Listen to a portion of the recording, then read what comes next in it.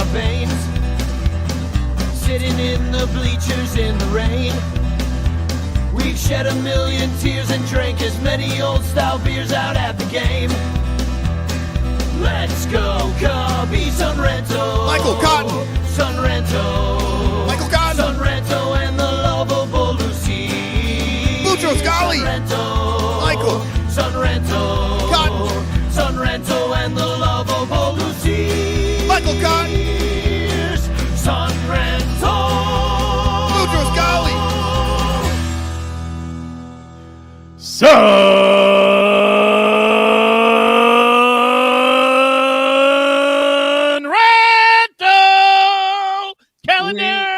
We've got the calendars, my friend, and I'm gonna send them to your home. No, in the mail.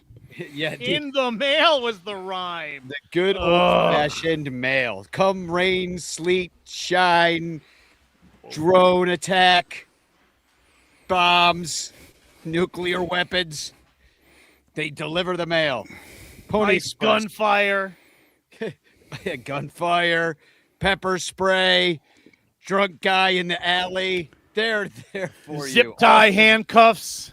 Mustard gas. Yes. I Agent just want to throw that in because I was learning about Grover Cleveland Alexander today. And did you know that he was in mustard gas? Wait. Was he in World War One? Yeah. Wait, no. He was in it? Like he was affected by it. I don't look. Lyle, it was 100 years ago. I don't know.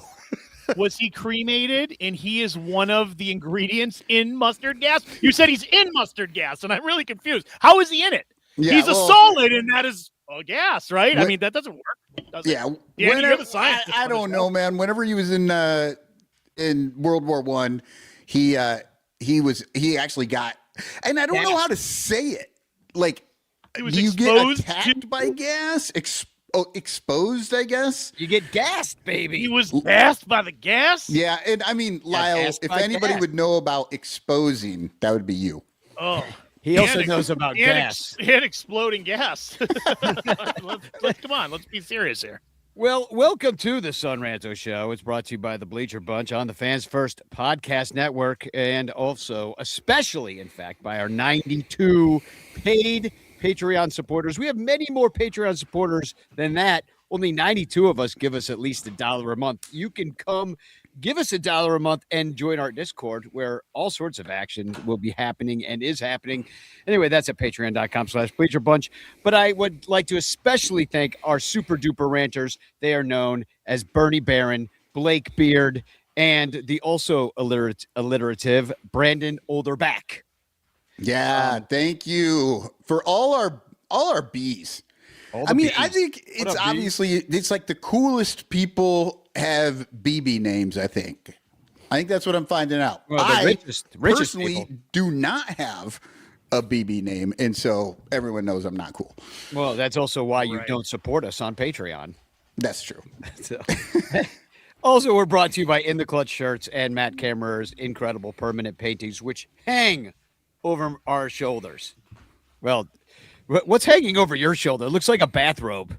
Is that Cumstradamus's bathrobe, or is that a nightgown? He was here.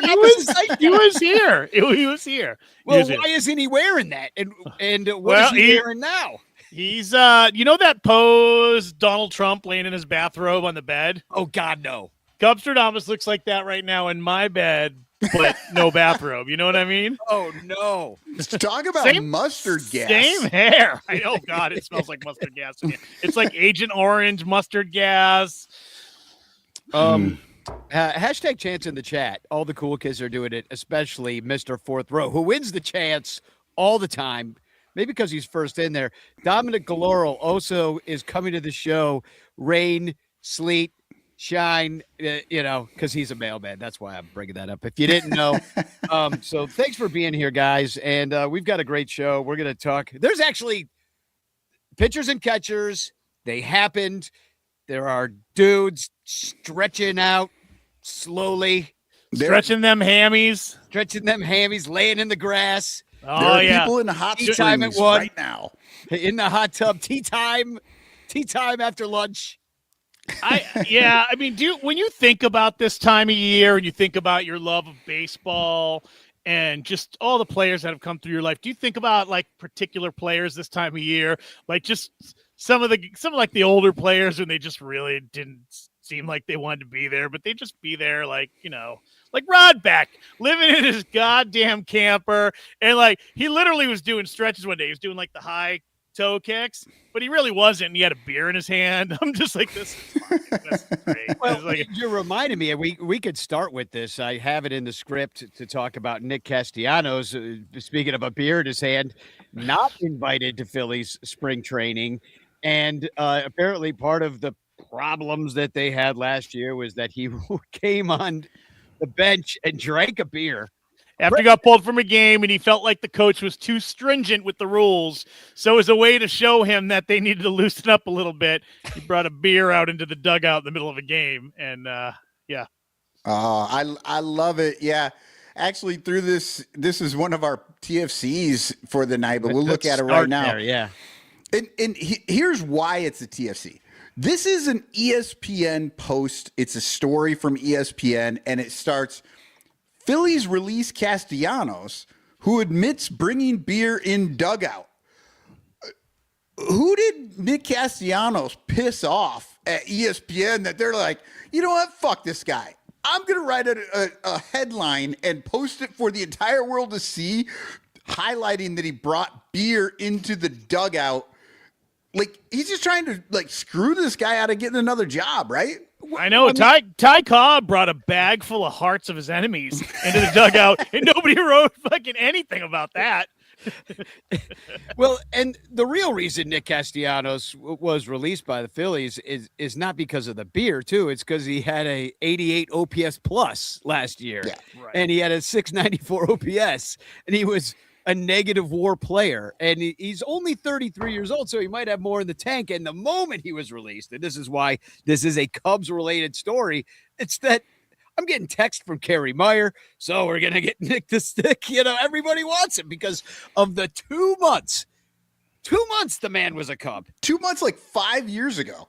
Did we even make the playoffs? Beloved. I don't think we did. Beloved. Yeah. Cub for life. Cub for life. And then Lyle, right before the show, Lyle, bring up what you were bringing up. We're trying to start the show, and Lyle's like trying to have a conversation that is literally a ranter conversation. Pound for pound, do you think Nick is like one of the most important? Do you think percentage-wise he has given more content time to the Sun Ranto show, including Danny, you know, tweeting and Facebook messaging and whatnot, between the Tom Brenneman love messages, and this, like, I mean, he and when he was on the team, everybody just loved him. Nick the Stick, there you go. You know what I mean? Like, he also, I think Nick was released for this reason and drinking beer and not being very good last year. Here are the 5 teams who could really use him, and the Cubs were one of the 5, I think, that I saw. Cubs and Red Sox. I mean, the Cubs have not really built their bench. I don't think they know what they're going to do. I mean, do they like Alcantara? But Nick the Stick, 4th outfielder, kind of. He's not known for his glove. We certainly have better options in the field. You're not going to DH him, so he's going to be like basically this year's Justin Turner, except for 6 years younger, and maybe with a undeserved belovedness from Cub fans because he liked us singing "Go Cubs Go," which is really all that he ever did here. Everybody's like, and he was the guy we added. He was the guy that we added to try to win that year. It didn't work out, and Nick the Stick will forever be known as like the guy who liked hearing "Go Cubs Go." 3 catchers in a mascot type player. You know, I mean, just that's what the Cubs need. They need the guy who's gonna like bring the team together, the locker room guy, the glue guy, and they need 3 catchers. So, but you know what though? Look, bring him in. I'm with you, Danny. I totally think you're right that it's kind of insane that everybody's so excited over the 2 months that we had him when. You know, and you're like, oh, well, he's not that great in the outfield. Here's the well-hidden secret. Nobody gives a shit if you're any good in the outfield. Like, seriously, nobody fucking cares. You can be great in the outfield. Cares. You can be great in the outfield, but if you don't hit the damn ball, nobody cares. Like, they will just. People care if you're like otherworldly defensively, but yeah, you're kind of right. You know, Jason Hayward played Gold Glove defense in right field for everybody years, hated him. Yeah. and everyone hated him because he hit like 220. You know, like I mean, I would suggest even after the speech, Nick might be more popular than Jason Hayward still. Oh, I'll bet you're right. I think you're absolutely right. Well, that might be a poll question, Danny, to put out on the old Facebook group or wherever, Discord. Nick the Stick didn't have time for everybody to just get annoyed with him. Well, that's true. I'm looking at the stats here, and I got a little Nick the Stick trivia for everybody. All right, so it was 2019 that the Cubs got Nick the Stick from Detroit.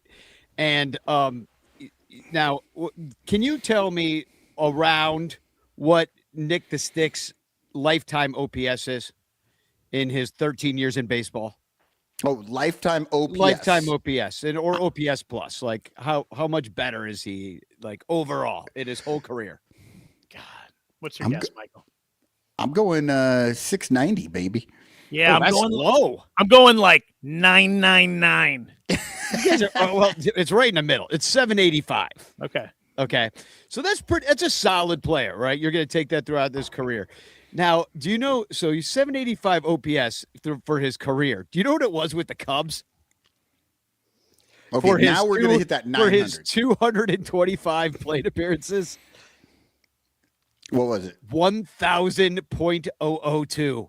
Over 1,000. He's basically Barry Bonds. He hit 16 home runs. Now, what are his splits when he's this is a Michael question, I guess. Michael, can you see quickly what his Wrigley performances are as a visiting player? Is that a tough one to look up? I mean, I'm just curious. Like, is it the field? Does the field have something to do with it? You know, was he, or maybe when he was with us, what were his home away splits? Was it the field in that situation? I think there's something to that, and I do wonder that about a guy having sort of like a hometown preference or being built for a ballpark or a fan base. In New York Yankees, Boston Red Sox, right away. There's two fields right away that you're like, oh yeah, those fields are built for left-handed power. Corey Furlong's pointing out that he's been no good since he was vaccinated for COVID. So yeah.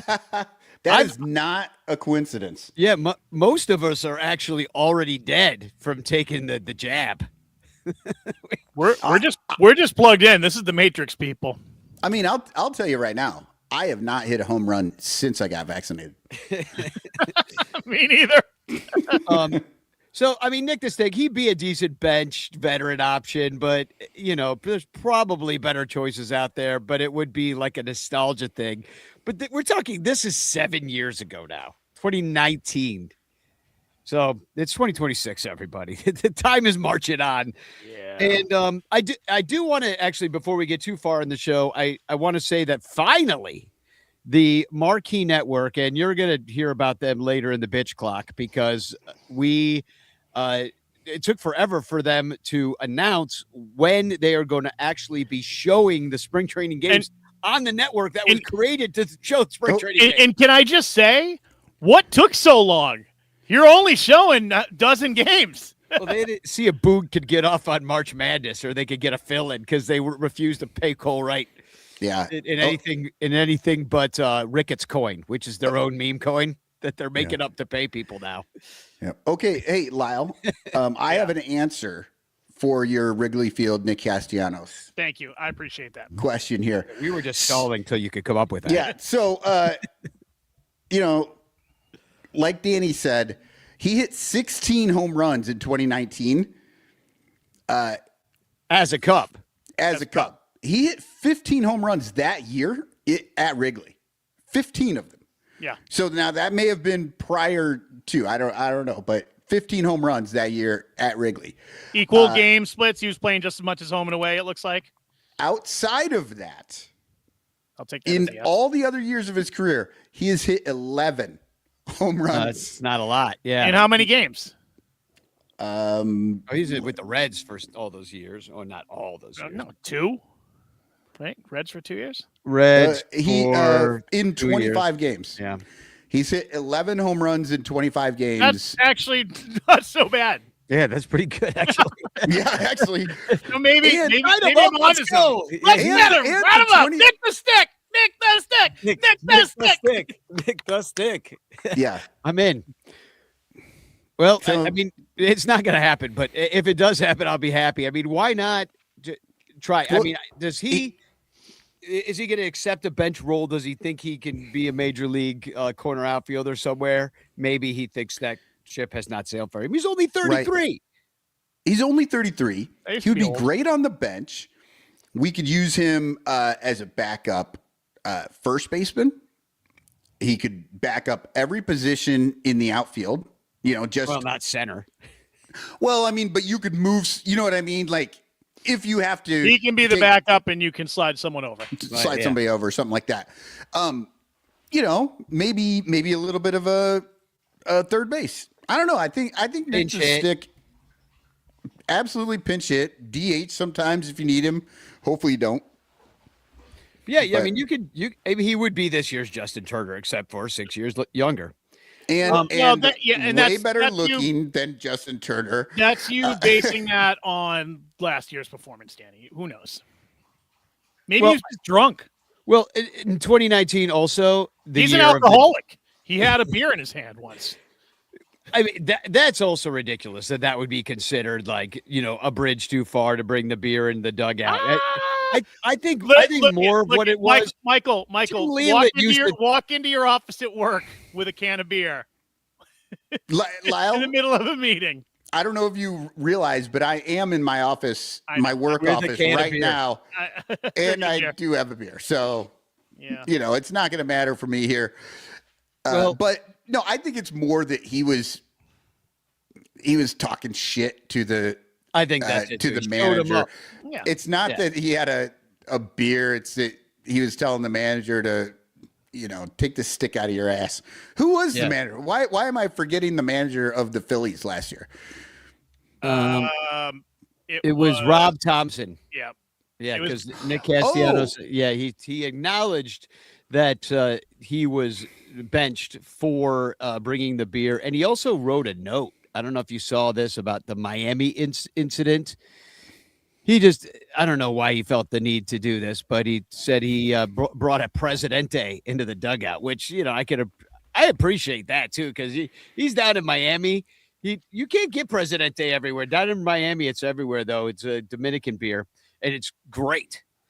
But it realized that it was not conducive to us winning.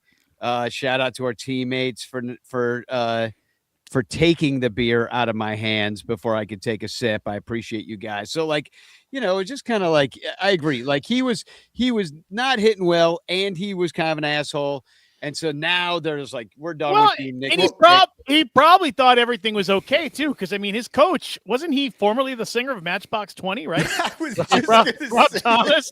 that. I was just gonna say that. Like, yeah, I Lyle. mean, that guy probably drugs and broads and like there was all kinds of shit happening around there. Yeah, So it the- seems like it should have been such a big deal. The reason I didn't know that was the manager of the Phillies is because I didn't realize he had quit Matchbox 20. Right. I mean, that's Yeah. exactly it. I think The he was other doing thing- both, double dipping. He was doing other shows thing I at the bars love- after the games. The other thing I love about that picture, Danny, that's not AI. There's no large language models. That man wrote that shit out. Very nice handwriting, by the way. He wrote that out in pen. Very In pen. Only very made a couple male, mistakes. very male handwriting. Yeah, and can I Couldn't just take the say- time to rewrite it. Did he have? Can you post that back up there, Danny? I already erased it. Oh, Oh, you did fuck. Rob Jesus Thompson Christ. force him to write a letter to his teammates? Like, you know, like Oh, when I- you were in grade school. Well, you had not to, like- only did he do that, he had to write on the chalkboard 100 times, "I will not bring beer into the dugout again. I will not bring beer into the dugout again 100 times. I hope I'm that's a sorry, new but Simpsons. we needed a guy bringing a beer into the dugout. I mean, and that would be, once again, Justin Turner, fake nutsack. That is the intangible. He wanted, and he was terrible. He was terrible. I mean, he was good against left-handed pitching. Yeah. Definitely No, he did his. He was good, better Nope. than anybody else we had who was coming off the bench. So, and he was worse than the guy he was replacing.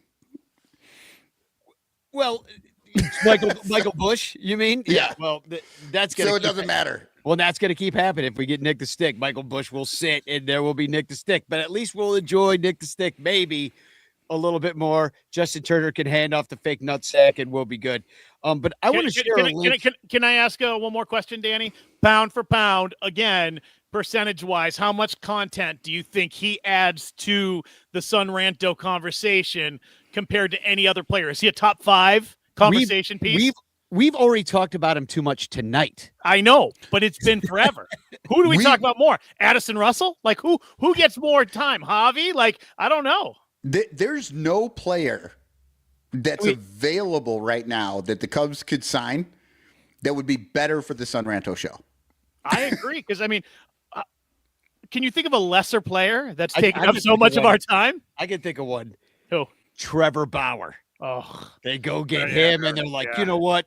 He's been gone long enough. And Ricketts is like, he's turning into the Kaepernick of baseball, though. You're like, how old is he now? I swear to God, he's there. People still every year they're like, I don't know, Kaepernick's still out there, and they're not going to get him. I'm like, he's almost 50. People, stop! It's never happening. Now it's too late. It just the window's closed. And I disagree, Danny. I think if they were to go to get a John Rocker, like Bauer. I don't think that would also in the news. I don't think that would add anything to our show. We wouldn't talk as much about him because we hate him and he's a shitty human. We want a guy. We're Cubs fans are desperate for any guy to fucking cheer for. Like, we've got PCA. Like, we're excited. He's good. Like, he's an exciting player, and he's got a great, like, attitude and personality. They don't have anybody else. Like, they don't have any other. Shota, I would put out there. I love Shota too, but he's just not as out there. Yeah, he's the only pitches once every 5 days. Yeah. Yeah, you don't see him every day. All right, so now I'm definitely moving on because once again, Nick Castellanos is totally taking over our show. And you know what that means? Someone just died. Oh shit. Or got fired. Something real bad. You saw all the AI death shit that was happening. We were talking about on the last show. Billy Williams died on the show. Pig hat guy. Well, no, I know, but right after I got off, I went on and Fergie had posted, "I'm alive. I don't know why people keep posting that I'm dead." And I was like, Danny, you fake AI killed Fergie, and I don't know. Yeah. Do you think James Vanderbeek's death prompted them to release this information today? Did James Vanderbeek really die? He did. Why the long face, James Vanderbeek? Too soon? Well, he's dead. Okay. Yeah, he's not happy about he's it. dead. No, he did die. He's sad about being dead. Yeah, he actually died from cancer. 48. Bum cancer. Fucking, it's gonna get you, dude. That sucks. That's man. the same cancer that got everyone. All the young woman. people get it now. Yeah. No, the you know, that woman who the SCTV comedian woman who was on Waiting for Guffman and Best in Show. Oh yeah. Catherine O'Hara. Catherine O'Hara. Yeah. Sorry, yeah, I couldn't. She was in her 70s, but still. Yeah. Right, but no, she also had bum cancer. Colorectal. So, while we're still here on Earth, why doesn't everybody show up on March 1st at Almost Home in Wrigleyville? Because Cubs are playing the White Sox, and I have all these calendars. And so I reached out to a bunch of the people who are sort of local-ish to see if they might want to come hang out with a bunch of the ranters. And this is the spring training's whole broadcast schedule that I'm putting up for Marquee Network. That would be the third game they are broadcasting. But anyway, we're going to do that. I just shared a Partiful link. I'll share it around on the Ranters page on Facebook. I'll share it on Discord. Put it on the Patreon. So there'll be no excuse to not know that it's happening. But A lot of people disappointed with this pretty thin spring training broadcast schedule, and I would say I would count myself amongst them. Yeah. We used to get more with Mick Gillespie and Len Casper back in the day. There's like 12 games on there, and one of them literally says Padres prospects. Yeah, we don't even know. It's not even real players. Yeah, exactly. It could be AI. We don't know. Yeah, we have no idea. So March 1st, just plan on coming and hanging out. I might have some extra calendars for purchase too if you would like to show on up. Pacoda's out. Bill Pacoda. Bill. Remember we used to always think his name was Bill Pacoda? Hey, this is Bill Pacoda. I get my predictions for this year, and let me put them up there for you. We get the NL East being taken by the Atlanta Braves there, followed by the Mets in Philadelphia. And then in the Central, the Cubs are back up there on top, except for we only got them at 89.9 wins.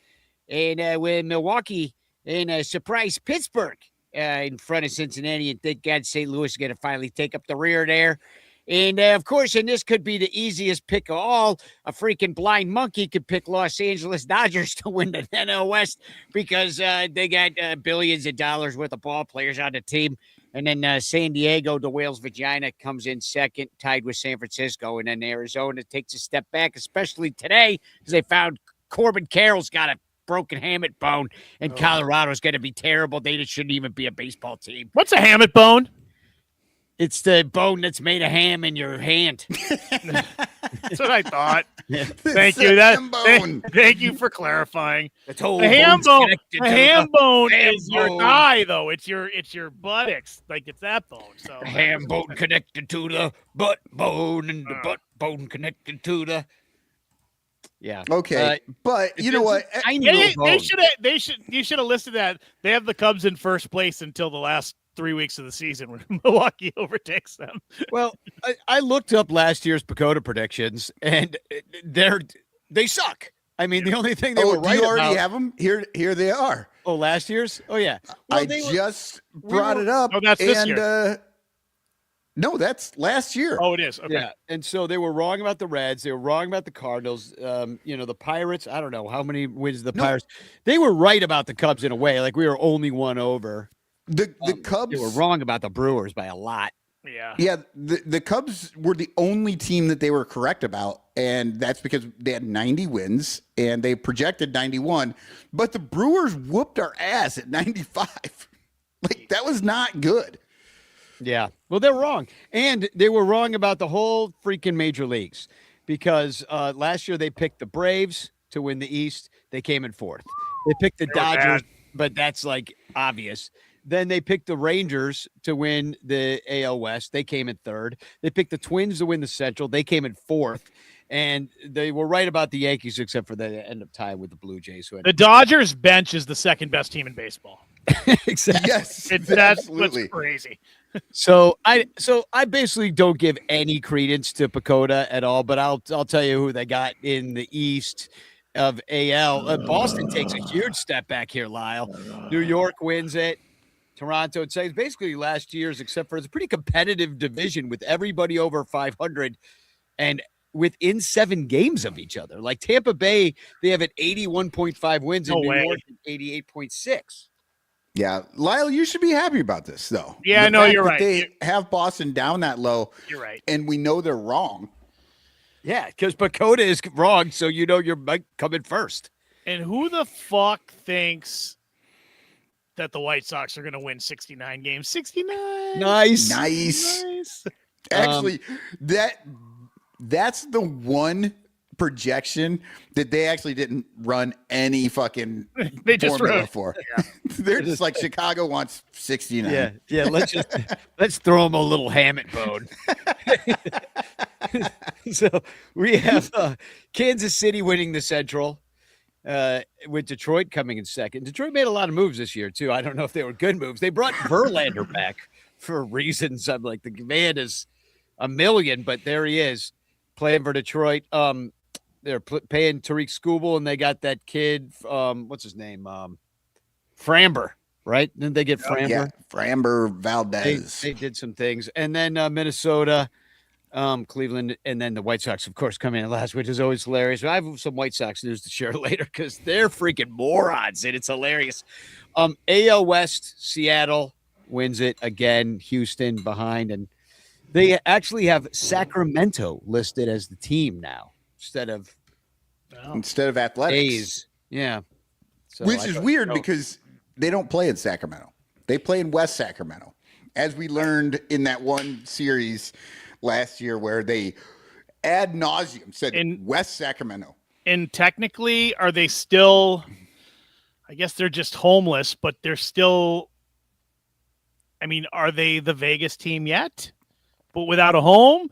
Or are they still the Oakland team waiting to move to Vegas? Like, what are they? Is it a done deal even? Like, I think it is. They're building the stadium's not done yet. That's the problem. The stadium's like barely even started. I think the only thing that they've done for that stadium was do the photo shoot where it was all AI, where men in suits put their shovels into the shovel in the desert. Like, here's where it'll be, boys. And it wasn't even like real desert. Like they brought in dirt because the desert's just too hard to shovel in. Yeah. West Sacramento, born and raised. If is wrong, we don't have to listen to him or pay attention to what the playgrounds where I spent most of my days. Hey, Bill Bakota, you freaking suck, man. All right, Lyle, I want to ask you. You watched Bregman hit doubles off the monster all last year. Now all of the stories we're seeing about him are like he's a players type player. He's a pro too. Nose to the grindstone. And we're seeing stories that he's like going from locker to locker, meeting all the guys, introducing himself. He's fluent in Spanish. Yep. 90% proficiency he rates himself at, which most people who either he's really overconfident or what would you rate yourself at, Daniel J. Rocket? Not that high. I would say I'm like 69% fluent. Nice. So, I mean, I could, depending if like you're speaking slowly, like it depends on the circumstances for how fluent I could be, and what you're talking about. But, right. And you get more fluent the longer you're there, right? Like if you go to Mexico and you're there in the thing, like you get more used to it. You start to go up. Yeah. So he seems awesome. So I just kind of want to, you watched them all last year. There is not a Red Sox fan, I think, in existence that is happy that he is not a Red Sox. How about that? And they're pissed that he went to the Cubs. Yeah. I think I would be too if the tables were turned, because he seems like the kind of guy. He's great. He came in and he was just everything you'd want a player to be. He was good. He was clutch. All the things. He was awesome. Yeah, I mean, and I really think if you look at that spray chart, we had put it up a couple of weeks ago. Here's Bleacher Jeff's and my tie guy are going to be busy out there in left field. So that's kind of exciting. I mean, I also saw they're going to be getting a lot of facials out there. That's great. Hopefully Rachel, poor Rachel Wazinski. Remember when she got the black eye when the guy pushed her and the ball hit her in the face?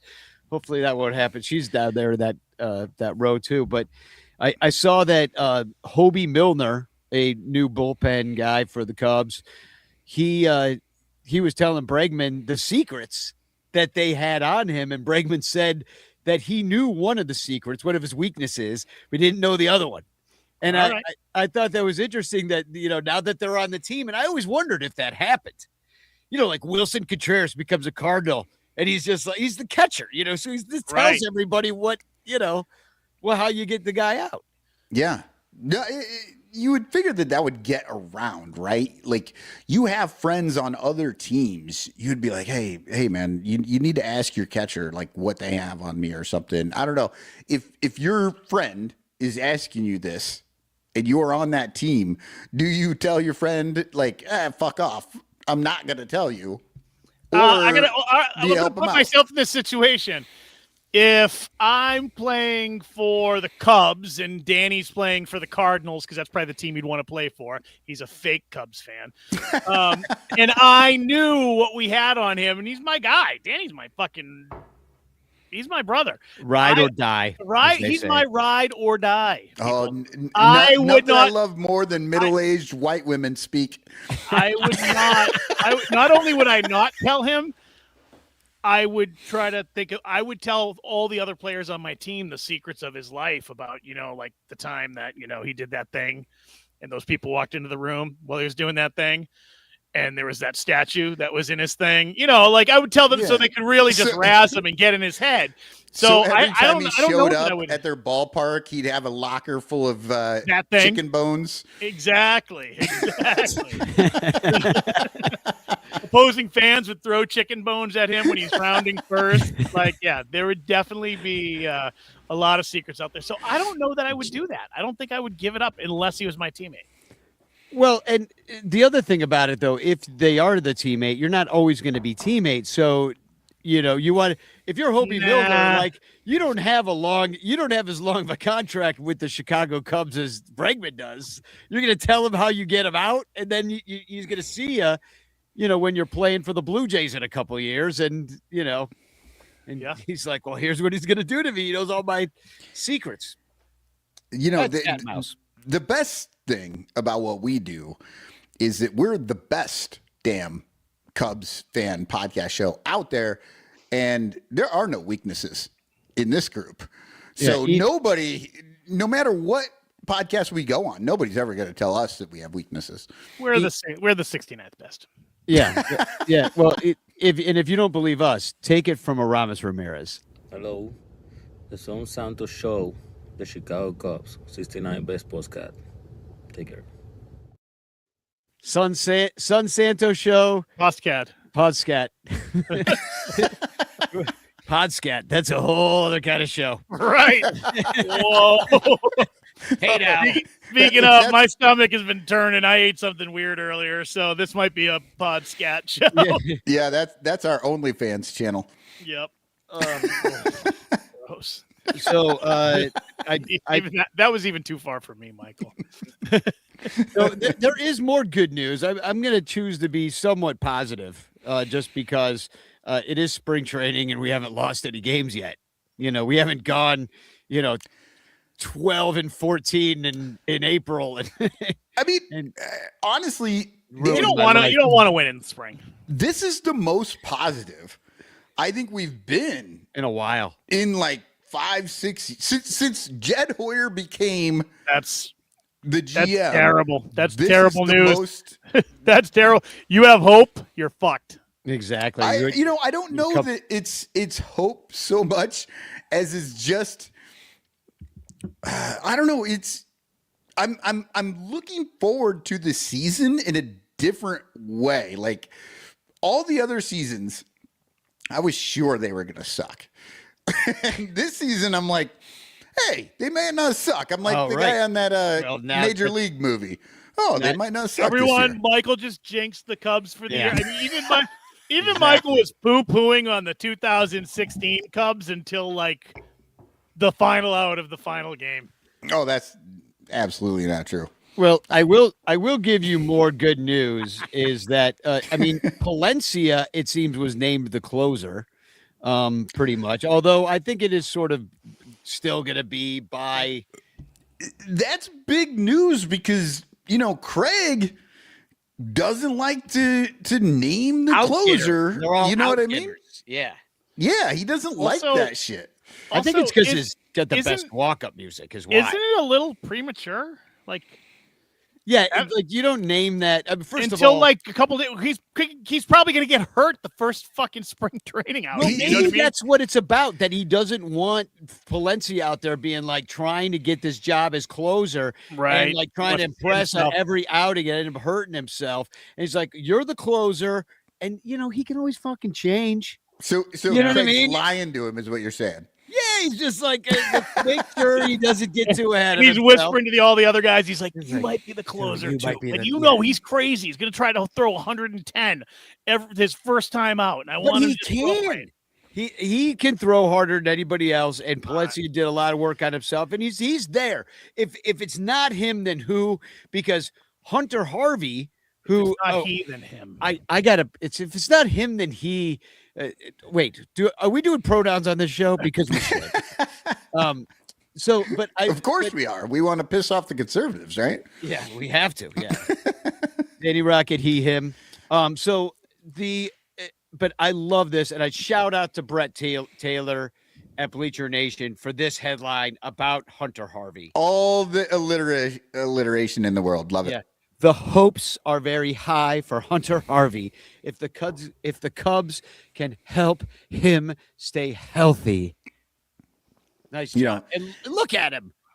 Look at him with that catfish hunter mustache and that freaking relief pitcher mullet. I love him. I love him. I am the opposite.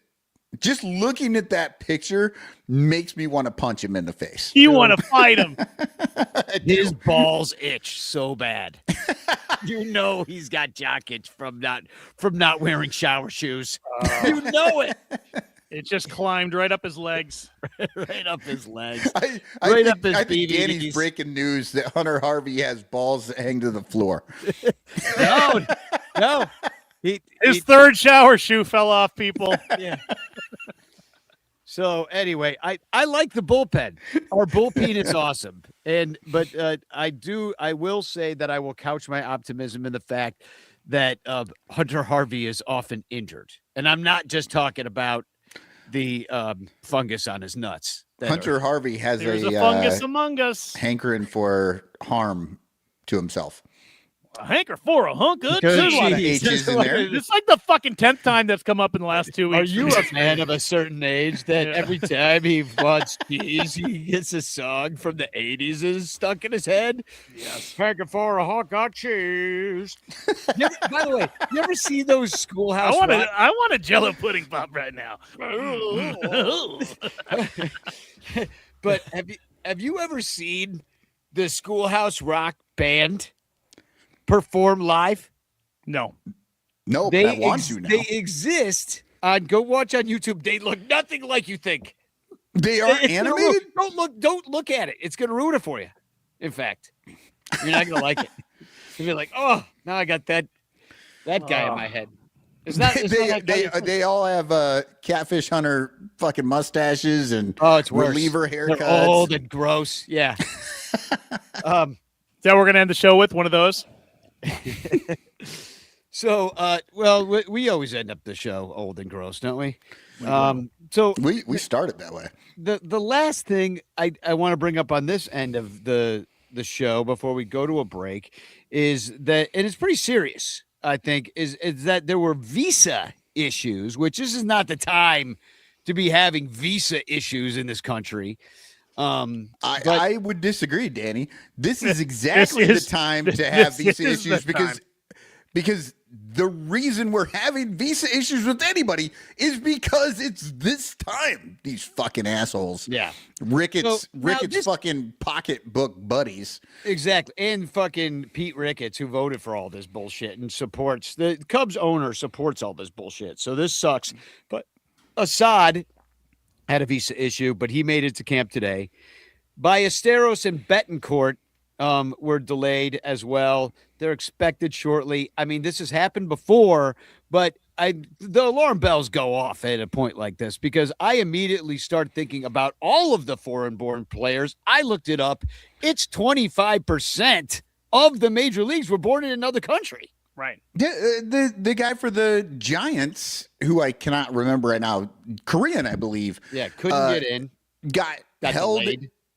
Yeah, it wasn't even that he had visa issues. He got snatched up at the airport and held for a few hours. Yeah, which, I mean, that doesn't really make you want to come here. I mean, I know I told a Brazilian ranter, Rafael, that not to come. Because they wanted to come and I'm like, no, you have an accent. I'm sorry, that's just how it goes. 25% of major leaguers born in other countries, many of them who do not speak English that well or have a heavy accent, are going to be not only on these major league teams traveling around to all these cities, but the minor leaguers on the bus is who I really worry about at the truck stops, at the train stations, at the bus stations. Oh, you just got moved up to AAA. Take a bus to AA to AAA.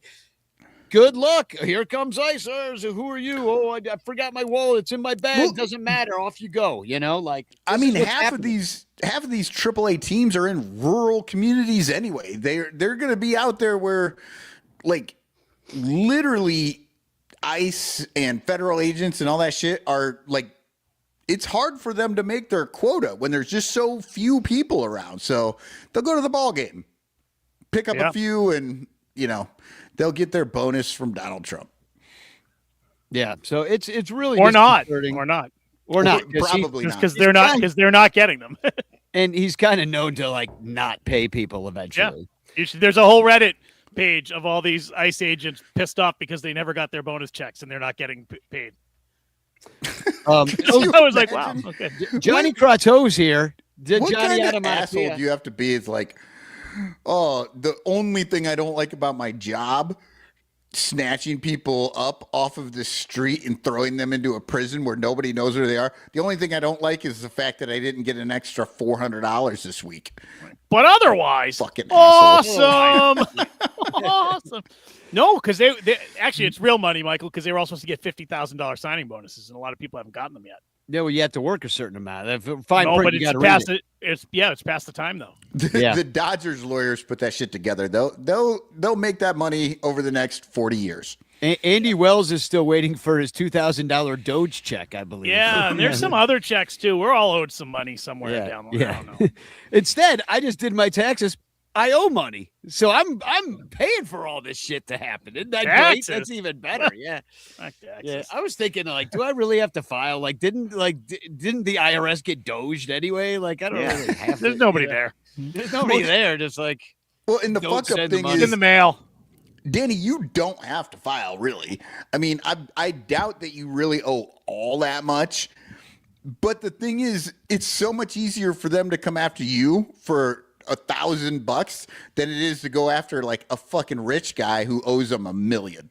So they're like, yeah, let's see if we can get a whole bunch of these guys that owe $1,000 and throw them in jail rather than going after this rich dude that owes us $1 million.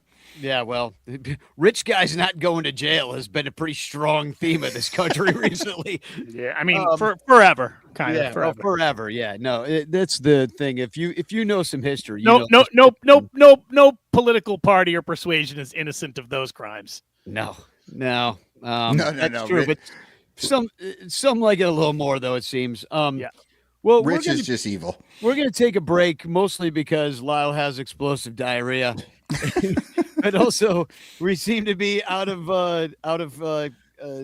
ideas here on the first half. But we're going to come back in the second half. We'll figure something out. And no, we got other things. It's just like I mean, they all suck though. I already looked at it. It's terrible. So we'll figure something out. It definitely is second half stuff, but we're usually better. We're stronger at the end. Please wait through the commercial for our second half stuff. Yeah, well, we are going to do the bitch clock. I'll say that. That's always entertaining because the topics alone in the bitch clock, I think, are going to spark some fun chat conversations to everybody. But do we have a who's that cubby? I was just going to say, Danny, if you want him to come back through the break, all we have to do is put up who's that cubby, the Sun Ranto silhouette. Okay, so for the listeners, this card is there. It's clearly a pitcher. It's one of these Chicago Cubs baseball cards that you got at the stadium in the 80s, I think. Yeah. 80s and 90s. They were giving these things away. Danny, who of your favorite era of Cubs in those 80s before the World Series? Who is your favorite, like, whitest white guy pitcher for the Cubs? Like, who is the corniest white guy? Because that's what that looks like. That is a very Caucasian throwing. Oh my God! It might not be, but it seems to. You are nailing it right now. Yeah, this is maybe the corniest looking dude I've ever seen pitch. I can tell just by the way he throws. I loved Mitch Williams, but that is not Mitch Williams. Because if that was Mitch Williams, his silhouette would be laying on the ground. And I did Mitch Williams a while back, and he literally is laying on the ground. Yeah. And I'm talking square. Right? Like everyone loves Greg Maddux, but what a square. Yeah. You know what I mean? So he's kind of a dork. Yeah. What do you mean? Scott Sanderson. How's that? Okay. All right. Oh, All right. yeah. Let's take a break. Okay. Well, just for the listeners, if you want to play along, I'll help you out. It is a right-handed pitcher. Duh. The number, they printed the number right here on the card, 48. So these are some Just guess. things, because this is not a guy that you're just going to get, you know. And the other clue is that Mo Baller is not the first baller we've ever had on this team. Oh, all right. That's So- a good. All right. Well, we'll be back in 2 minutes and 36 seconds. Please subscribe to us at patreon.com/bleacherbunch. It's only $1 and you get to hang out with us in real life. All right. All right. We'll be right back. The Bleacher Bunch brings you great shows like Sun Ranto, Cubs PS Plus, Bricks Behind the Ivy, Cuppa Cubby Blue, and Baseball Rabbit Hole. But you could be getting so much more when you subscribe to our Patreon page for as little as $1 a month at patreon.com/bleacherbunch. Get access to our exclusive daily show Cubs Pod, where we recap every single game. Plus, be the first to hear Cubs music, get early access to events, and receive an invitation to join our Discord Cubs community, where fans just like you show up every day to rant and rave about our beloved boys in blue. Most importantly, 10% of your Patreon pledge will go directly to help the Lost Boys Youth Baseball program. So join us. There are perks at every level, like the Renter Calendar, absolutely free, and name recognition for you or your business. We are independent Cubs podcasters, and we need your support. Otherwise, we'll quit. Seriously, we'll all quit. Some of us might even die from your lack of support. In fact, the cutest little puppy you've ever seen will die if you don't support the Bleacher Bunch at patreon.com/bleacherbunch. We promise to spend all the Patreon money on tickets and beer and all the dog crap we have to buy just to keep our podcast rolling. So give us your money, and we'll waste it far better than you will. Patreon.com/bleacherbunch. Free trials are available, but don't do a free trial. Just join, okay? Okay. Patreon.com/bleacherbunch.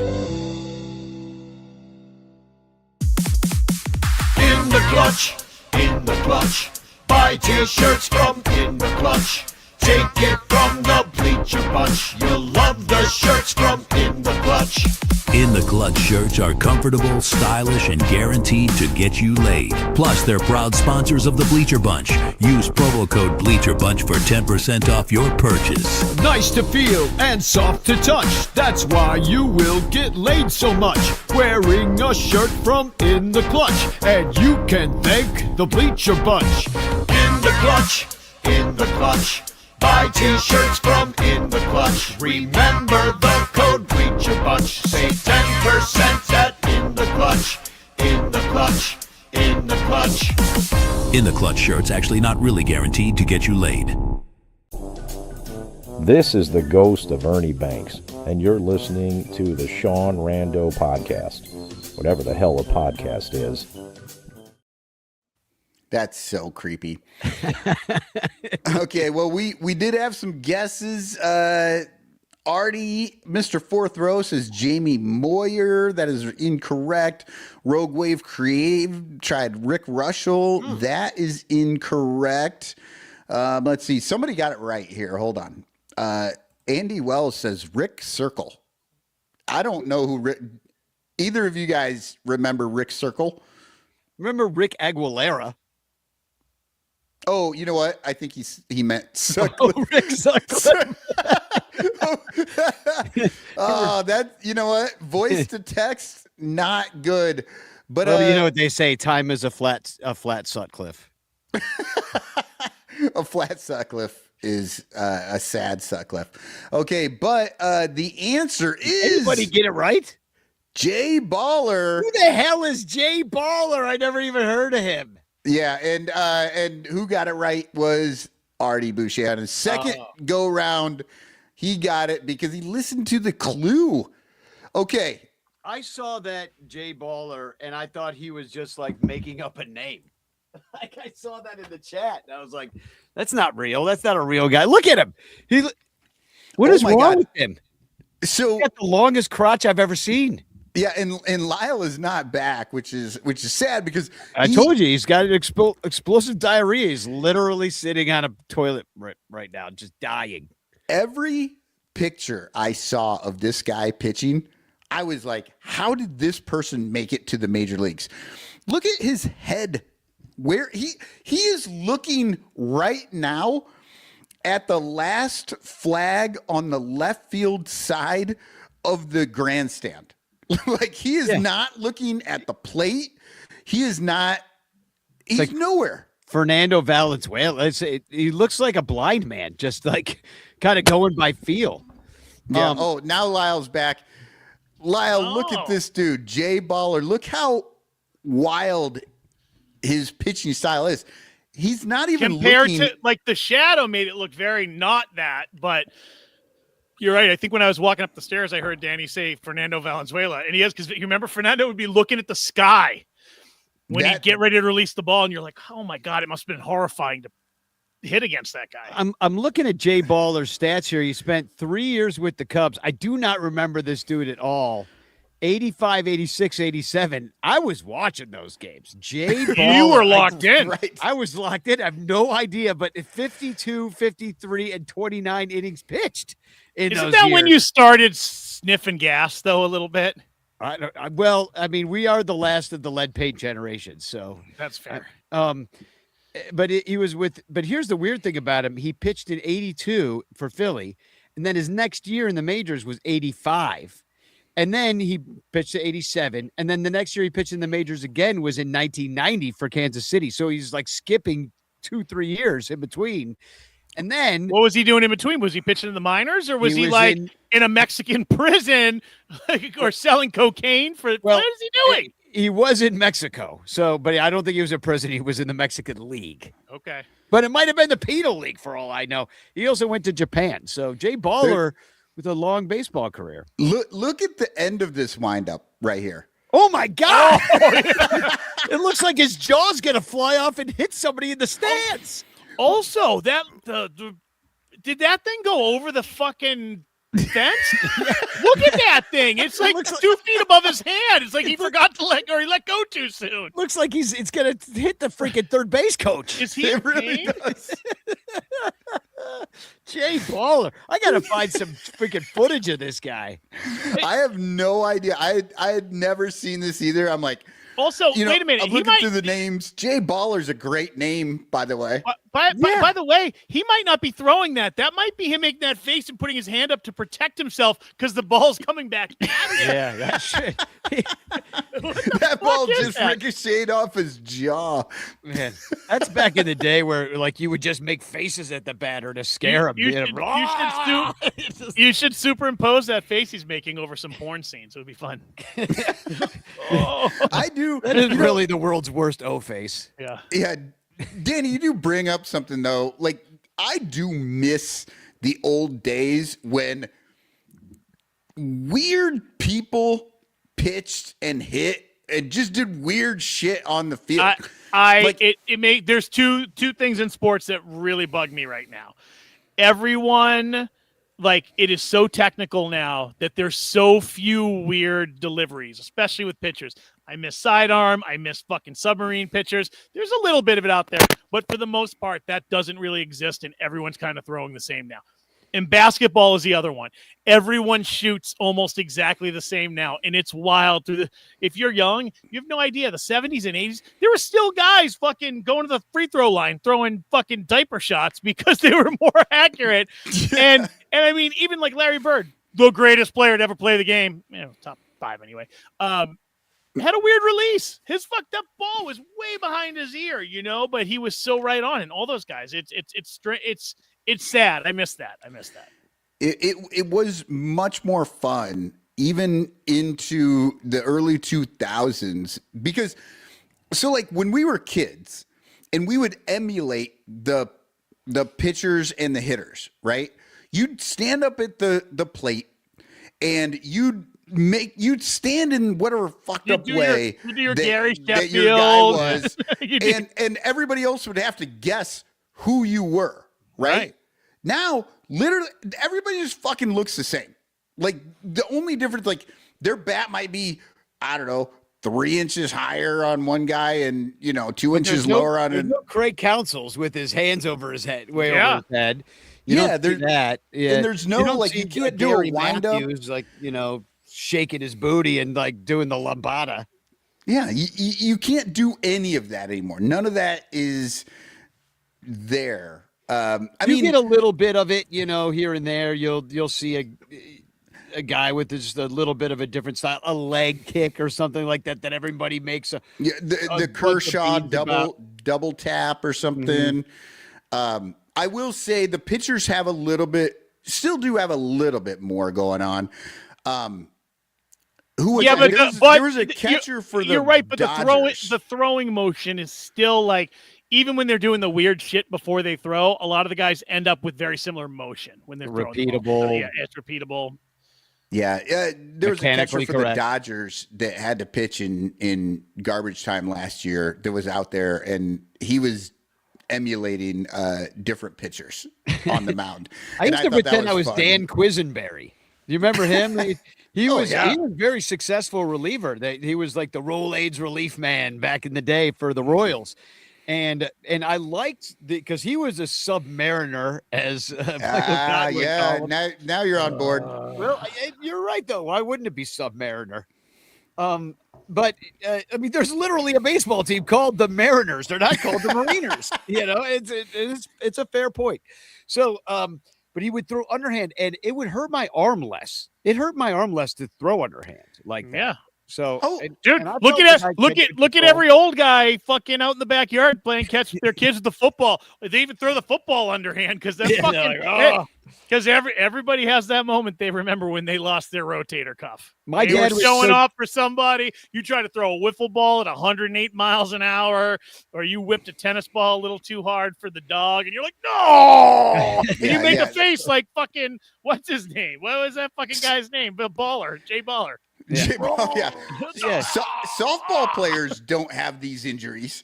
No. You don't see like college softball players out there with like 2 Tommy Johns or anything like that. Like they just fucking throw the ball. They're throwing it under.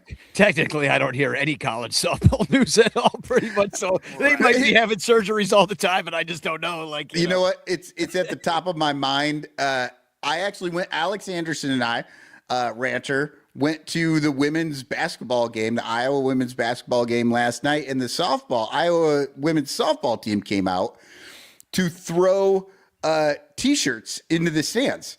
And we honestly thought for half a second we might get one up in the upper reaches where we were. And we forgot that even though they are softball players, they threw like girls.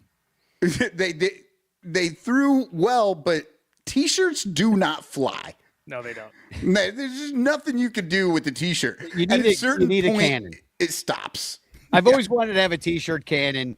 Not only are they I think they're like $500, but you also need to buy the compressed air, which is another expense. So I'm just like, that is way too much money to spend just to give away some $2 T-shirts. You know what I mean? Like, and where are you going to do this? On the bus? Well, that's gonna hurt. That's close range. Go in your living room. Go in your living room. Maybe around Wrigley. I'll shoot him into the stadium. Danny's at the next ice protest. You might get arrested. Yeah, Danny's at the next ice protest, just handing out T-shirts. Yeah, for boof. Who needs a T-shirt? So, tomorrow is, 2 days from now is Valentine's Day. I don't really celebrate too many Hallmark holidays, but the Cubs do. And they put out, I don't know if you saw this. You are a married man, my friend, and you should just try to make a little effort. Whether you believe it or not, whether you like it or not, I made pierogi. Just fucking try. Oh, no. We'll have a very beautiful day at rehearsal together. Oh, yeah. But the Cubs, they put out a few just prototypes. I got my hands on these. I got my hands on a few Valentines, and I got my hands on these early. The worst part about the Cubs putting out is that nobody pays less for you to put out more. Right. So that's Mike, their slogan this year. We pay less, you put out more. So Michael Bush, here's his Valentine he's putting out. It says, "I want to hit that Michael Bush." Ooh, Wow! I like that. Wow! Cubs getting a little randy. Hey, it's hard to stay in the news cycle these days, so you just got to really get out there. So I like that one. But you know what, though? That's a card for a very, a specific subset of the men out there, because there's a lot of men who don't want to hit the Michael Bush at all. Not Gen X. Gen X is. Yeah, they grew up with it. Yeah, they're not all the happy dads with going to porno first magazines, base and getting some Bush. You'd see a naked one, you'd be like, "What the fuck? What's wrong with it? Is she sick? Does she have cancer? Did she have Bush chemo?" Moving on. We've just made the Epstein list. No, Sammy Sosa. No. Yeah. No. We already went over this last week about how I'm 2 degrees of separation from Jeffrey Epstein. Yeah. All right, my God. That's a sad thing to think about, but you're right. It's just true. And the worst part is that makes me 3 degrees, It does. and that pisses me off. Yeah. So here's Ian Happ's Valentine. I enjoyed this one. I want to throw you balls like your bleacher Jeff. So I thought that was pretty good. Wow. Look at his eyes. Again, that's balls heading for a lot of hair, and not everybody's going to like that. Yeah, so I enjoyed that one. And then this last one really confused me. It's Matt Shaw pulling out, and it says, "Matt Shaw wants to get as next to you as Roger Stone in the TP USA ad." And I'm like, that's way too wordy. That's way too wordy. Weird. It's just weird. Yeah. It will not fit on the candy heart, so I don't think we could use it. And frankly, nothing says "I hate you" more than Roger Stone on a I thought you would have went. Matt Shaw wants you to take your shot like Charlie Kirk did. Oh, see, you should write these. You should write these. Yeah, that's a really good one, Lyle. You know what? Now you're on the Epstein list. Yeah. Or the different list. Wait. Go ahead, Michael. This is the exact plug we need for becoming a Patreon supporter, because I'm putting out right now, we have not quite 1 week to, what do we got? 4 days. It's open season. We want to see as many of these things out on our Patreon feed. We want to see everybody's ideas for Valentine's cards. No. Listen, become a Patreon supporter, or up your Patreon support, and Danny will let me know, and I will make a personalized raunchy Valentine for you, and me and Danny will get it to you.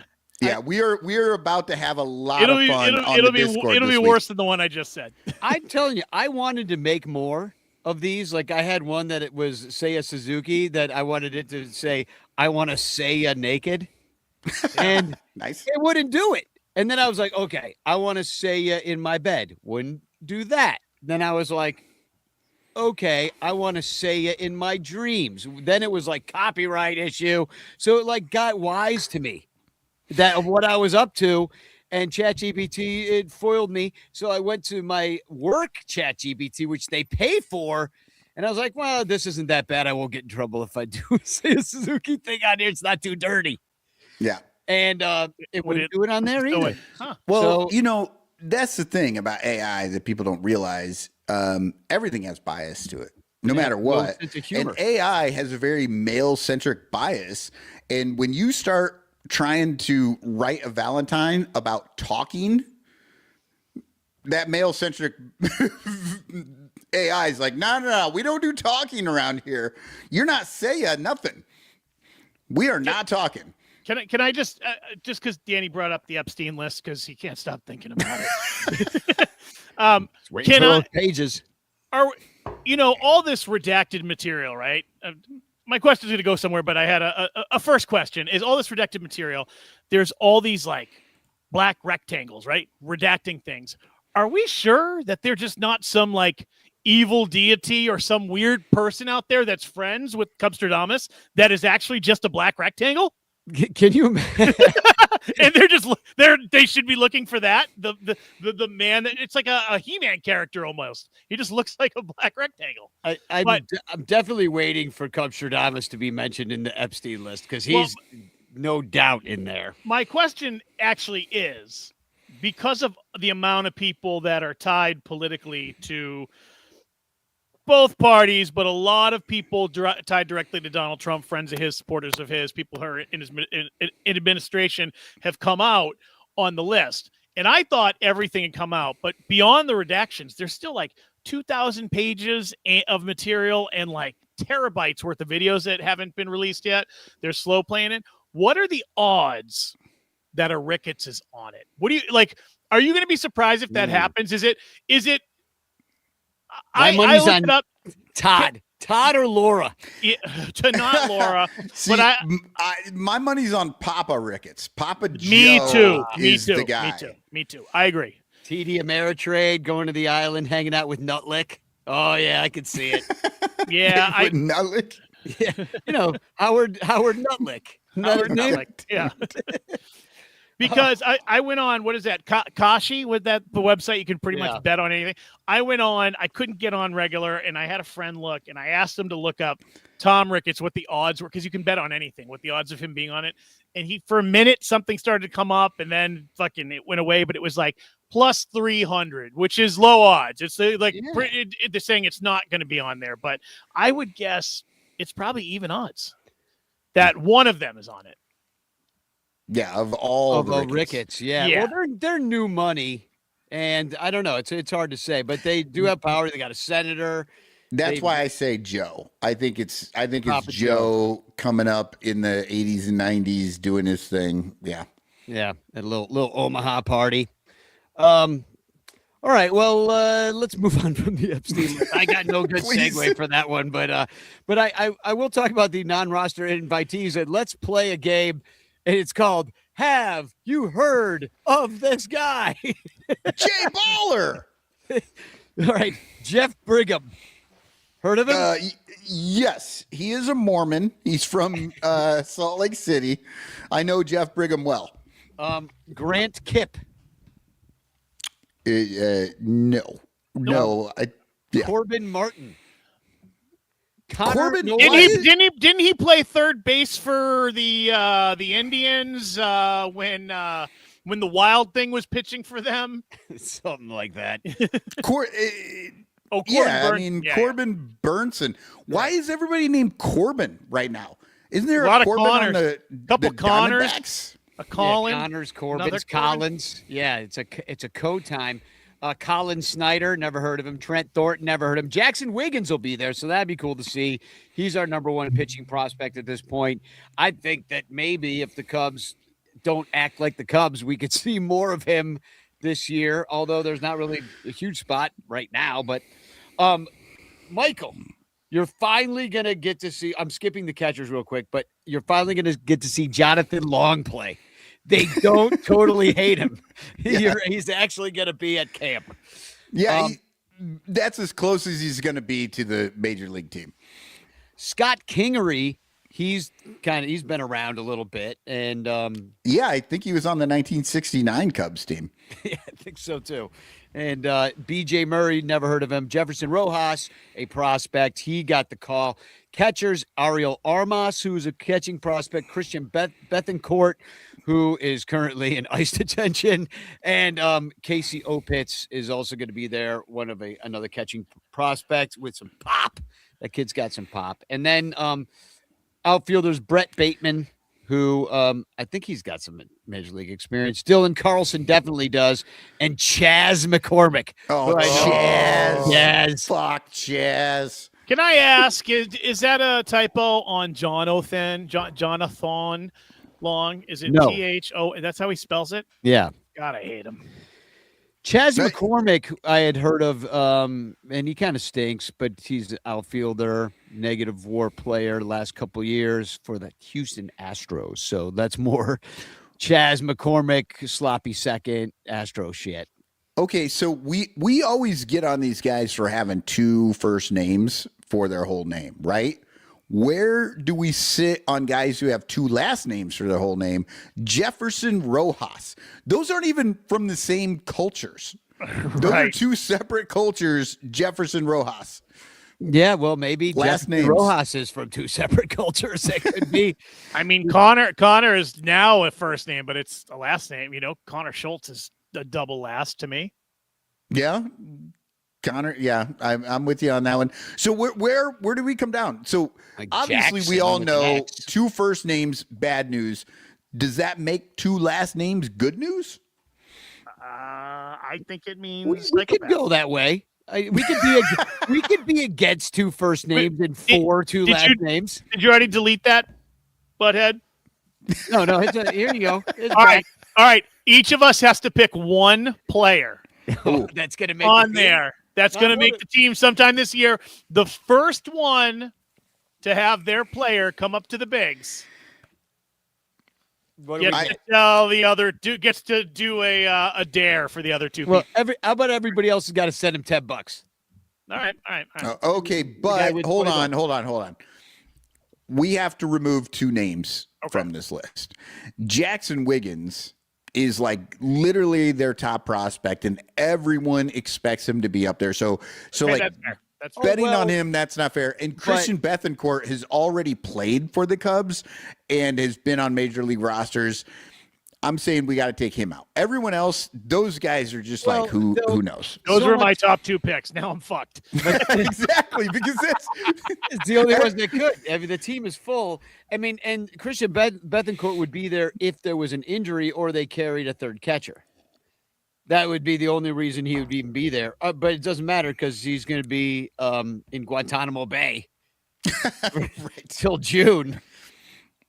But anybody else, I mean, that's why I'm saying like Dylan Carlson might maybe be my pick. Chas McCormick might be my pick as like the poor man's Nick Castellanos, you know. Who's your pick? Danny, it's you go. You pick. Well, that's those are you pick one. I'm going Chas McCormick just because I hate him. Okay. Michael, who do you want? You know what? I'm always betting on the religious, the mythology, all of it. So Jeff Brigham. We're going with Jeff Brigham Young. All right. Danny, will you put a note in somewhere so we can have this for down the road? I'm gonna take Trent Thornton. Okay, so we got Trent. Ooh, I was looking at Trent Thornton too. I don't know whether those are last names or first names. Thornton is clearly a last name, but Trent, I don't know. Trent, I don't like that name. It just makes me angry to see it written. Connor Collins. Well, what was the name we didn't like before? Oh, Brent, because we couldn't tell if it was Brent or Brett. Right. Oh yeah. Yeah. Are you just like Brett with a stuffy nose? Brent. Oh, I hate when people say Brett, but they can't pronounce Brett and they say Brent all the time. God, my name is Brent. Do you have sinus issues or is your name Brett? Work with me here, people. Work with me here. I need some pronunciation without nasality. Okay. So somebody call Pat Hughes. We need to find out what your fucking name is. Yeah. Well, I want to see how many times how many different ways a guy can say Alcantara or Alcantara on one broadcast. Yeah, it's insane how many times we hear Well, and the problem is there's multiple Alcantaras out there in the league and they all do it different. It's almost like they got together at like a family reunion and they're like, okay, this is what we're going to do. Yeah, we'll fuck with all these freaking gringos. With all these gringos. Yeah. Yep. All right, let's talk about a little bit about how the Red Sox, the lovable Lou Sears' favorite team, made a trade with the Devil Magic Brewers that is going to, and this is not the only trade that the Brewers have made. They've made a couple of trades, and this is one of them. They traded away Caleb Durbin. That's a good thing for us because Caleb Durbin is. I was happy to get him. Yeah, sure. And now this is from Baseball Trade Value. So I want to shout them out because it will become relevant later when I want to piss off Michael Cotton. So the Red Sox acquired the Red Sox acquired third baseman Caleb Durbin, $21.3 million surplus trade value. And utility players Andrew Monasterio, $3.7 million. This is their value on Baseball Trade Values. Anthony Siegler, $0.2 million. Okay, so Caleb a Durbin doesn't make that much money. They're just saying that's what he's worth. Yeah, exactly.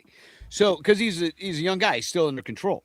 So comp B pick. So the Red Sox, they got a lot from the Brewers. I mean, in Caleb Durbin, decent player, good third baseman, some pop in the bat. Red Sox are building themselves with Contreras to just having doubles being hit off the monster all day long. Right. Monasterio, I don't know where he fits in. Anthony Siegler, I don't know who that is. Comp B pick, whatever. That's good for nerds who think prospects are great. This is poor Anthony Siegler. Can you be disrespected more than being listed as only worth $2.3 million less than a Comp B pick? Yeah. Not even a real person, just a random general future human that might come to the team. His grandma's gonna call Rob Manfred. He was like, "What is the meaning of this?" What the fuck? I would be pissed. I'd be like, "Fuck you! I'm quitting." There's no way I'm not doing this shit anymore. If I'm $2.3 million less than a non-human. So, but who they got is this guy. The Brewers got Kyle Harrison, a left-handed pitcher who throws like 100 miles an hour. Shane Drohan, who I've never heard of, and David Hamilton, but it was rejected by their model, and I knew that would piss Michael off. Right? What do you mean rejected? What do you mean model? What do you mean? Like, so anyway, all of the Brewers, I did text. Wait, hold on. Back up. What was rejected? The trade, because it says that the Red Sox got the better deal, but everybody and freaking Anthony Siegler's grandma knows that there's no way the Red Sox got the good deal here. We already know that the way the Brewers operate is that even though on paper, by the baseball trade values model, it rejected this trade as something the Red Sox were completely fleecing the Brewers with. We all know that the Brewers just fleeced the Red Sox. Everybody knows that in baseball, and baseball trade values rejected the trade. What the? Oh my God, my brain is melting. You know what I'm saying? How does Red Sox Nation feel about this? I mean, I think they're happy to have Caleb Durbin. Well, you needed a third baseman because Bregman signed with the Cubs. Bring it up again. Go ahead. See what I do. We're going to bring it up all season long. All season. Lyle, I hate to tell you this. Actually, you guys aren't allowed to say his name. For the next 5 years. Don't worry, nobody's going to play next year, so it's just going to be us talking about politics. Yeah. I mean, Kyle Harrison, wasn't he in the trade for? I'm going to look it up right now. Hold on. Jordan Hicks, Rafael Devers. He was in the Devers. I was going to say he was with the Giants, and I think he came with Devers. That's right. I was going to say, am I wrong? Kyle Harrison, Shane Drohan, and David Hamilton are all major league players, right? Am I wrong about that? Well, yeah, Kyle Harrison did. They've all played in the major leagues at some point. Yes, but Kyle Harrison's been hurt. He only pitched 12 innings. I don't give a shit. Or 20, 30, 35 innings. They listed a fake fucking idea of a player as almost the same value as Shane Drohan. Like, what the fuck? Yeah, that's all. That's not possible. Now, his grandma's going to call, too. What are you doing? Trade values. So, anyway, this guy's going to torment us for years. I can guarantee that the Red Sox made a terrible trade, and that the Brewers have now. Oh wait, here's our values from David Elliott. Aren't the Cardinals really the magic men when it comes to that shit though? Just fill in their roster full of like no names, and all of a sudden you're like, this guy's gonna be an all-star this year. Who the fuck is he? They just traded for a guy who pitches with both of his arms. I know. Yeah. So, I mean, we're in for it. I'm just saying, like, this year, enjoy it, because the next 5 years are going to be hell when these guys figure it out. Yeah. So David Elliott writes, Danny Rocket valued at $21.3 million. I wish. Lyle Aker valued at $17.8 million. Yeah, maybe. I don't know. I think I'm worth more than Danny, but we'll see. He does a lot of work. Future host valued at $2.3 million. Michael Cotton valued at $0.001 million. Isn't that like $1,000? Yeah. I don't know. I was You know told what, there'd be though? no math. I'll take the actual $1,000 over any of your valuations. Yeah, over any of our fake trade valuations. So that's some Brewers devil magic that they're concocting. But the other freaking weird ass shit that they did is basically traffic children to their baseball organization, because I saw this. The Milwaukee Brewers have formally withdrawn a previously agreed $1 million pre-agreement with a 13-year-old I'm going to say that again, international shortstop prospect. Wait, at 13, is anybody really international?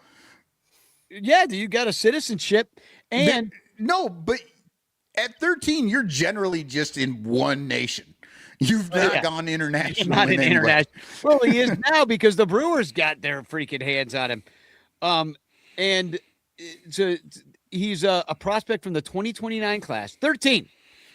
After the player tested positive for a banned substance. Now, I don't know what the banned substance was. Hopefully it was just weed or something like that. But anyway, the prospect is affiliated with the Fortuna Academy. But I was like, what the fuck are we doing? Where is the Fortuna Academy? I'm going to look that up. I think it's probably in the Dominican Republic. Yeah, because there's a place called Fortuna. How much is your childhood worth? $1 million? $1 million, you no longer get to do anything fucking fun for your child. Yeah. Like from 13 to 18, that's when you get to break all the fucking laws you want.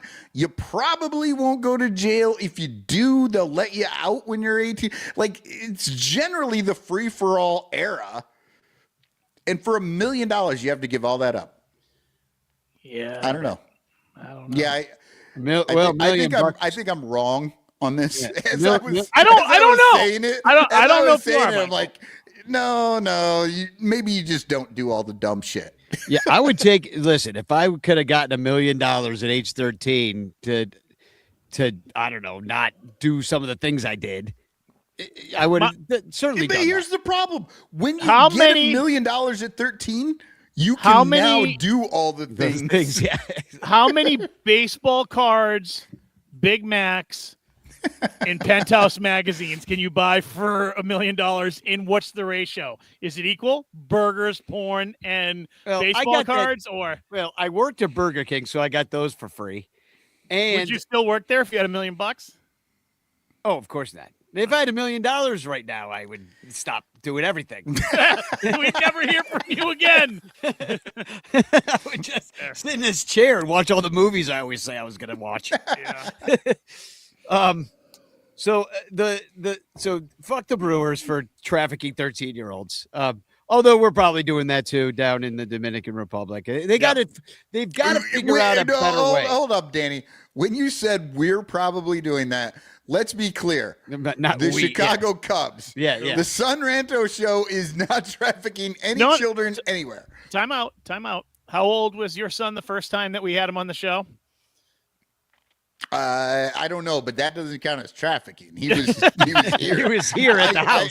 Right. I made him. So he just was here. So just slave labor. Yeah, when Maybe we broke some child labor laws. had I sent him across state lines to your house, Lyle, Right. that would have been trafficking. Right. Okay. Okay. I understand now.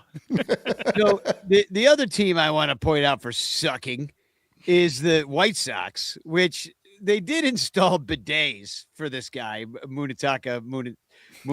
What's his? I forget his last name, but Something about his moon, and he needs to wash it with some cold water from the toilet. yeah, he is called Munetaka. Yeah.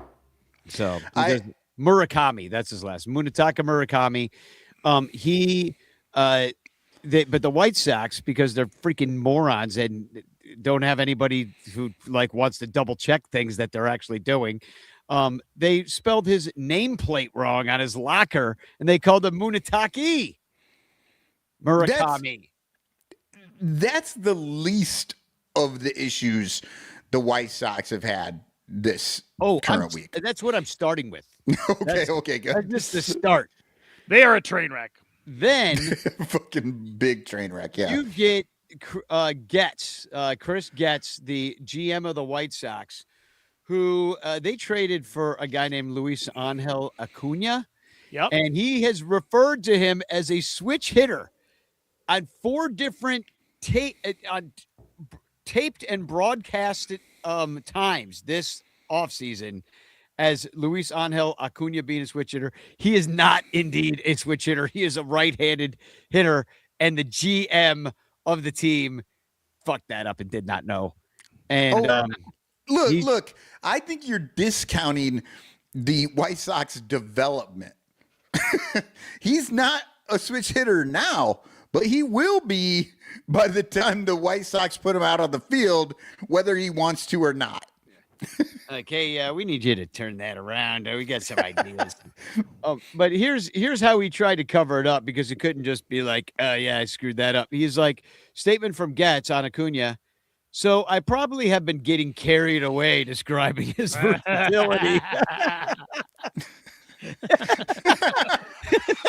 How embarrassing for you, Getz. Like, you made it worse. Because we were just like, oh, he fucked it up. Like, how many times have we fucked up on the show where we're like, well, he's a lefty, right? He's a lefty. Oh, let me look that up. Oh, no, he's a lefty. I mean, and then we're just like, oh, I'm a fucking idiot. I didn't know. I forgot there's 1,000 players in the major leagues. I forgot the guy on another team's a lefty or righty. Nobody cares. Like, Lau's left-handed. We never even bring it up. Why did you have to bring it up again, Danny? Every fucking time I talk to you. That's amazing, though. He's just like, I guess I was just getting too excited about his versatility. It went too far. Yeah, it went too far. He's switch hits. The guy, he used to work at a French chef kitchen with 5 stars. He misunderstood what he meant by "I'm a switch hitter." The man flew fighter jet in Nam. He's incredible. He thought he was talking about baseball. He was the prime minister of Borneo. It was him. This dude's name is Merkin as well. Yeah.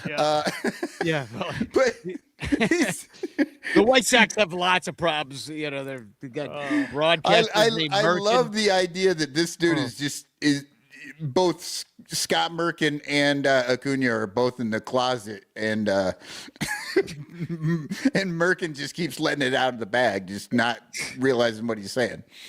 So he goes on. Getz goes on. Getz is like, oh, you're bisexual. He's just, I understand. Even though he's just right-handed, we still love him. Yeah.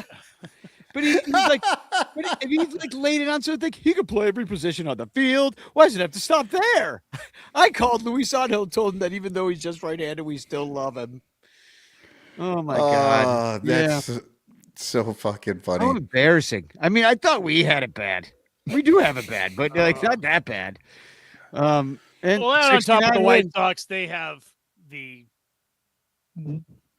I think in major league sports, the worst ownership group. I don't think they're the worst in baseball, but you add the Bulls on top of it, which has been just a middling team forever, and they just got lucky with Michael Jordan, and they ended up being amazing. But they really they're a disaster.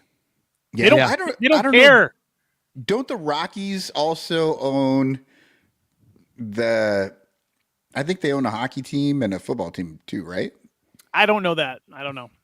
Maybe, but I think the hockey and football team has actually had some success. And the Rockies are actually using the football and hockey teams' evaluation standards for their team. Correct. Yeah. But I got to shout out New Nasty Boys, Billy DeVore. I was listening to their show this week, and they were up on this Munataki. What is it? I don't know. Munataka. Yeah. It's okay that you don't know how to say his name, Michael, because Right. he plays for a team that you don't really care about or follow.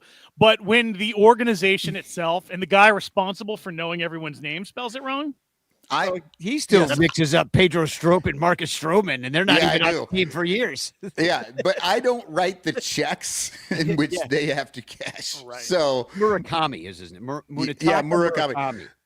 But the New Nasty Boys were talking about the bidet situation and the fact that he said, oh, well, the White Sox don't have bidets, so they're installing a bidet for him. And they were like, yeah, that's going to be 7 more wins. But then, of course, they went into the whole, like, it's Chicago. This bidet is going to be shooting old style up his ass. And I have to say, I was laughing my fucking ass off. And I was sad that we didn't get to those jokes first. But props to those guys for all the Chicago bidet jokes. Go listen to their podcast. You'll enjoy it. So, are you guys ready for some bitch clocking? Let's do. Yeah. We've been way too happy this whole fucking time. Danny gave me a Malort bidet when we were in Cincinnati, so more of a butt chug, but it was pleasurable. So let me get the video up here just so I'm ready to go with it, so you guys don't yell at me. Bitch clock. All right, there it is. All right, so you guys don't yell at me for not being prepared.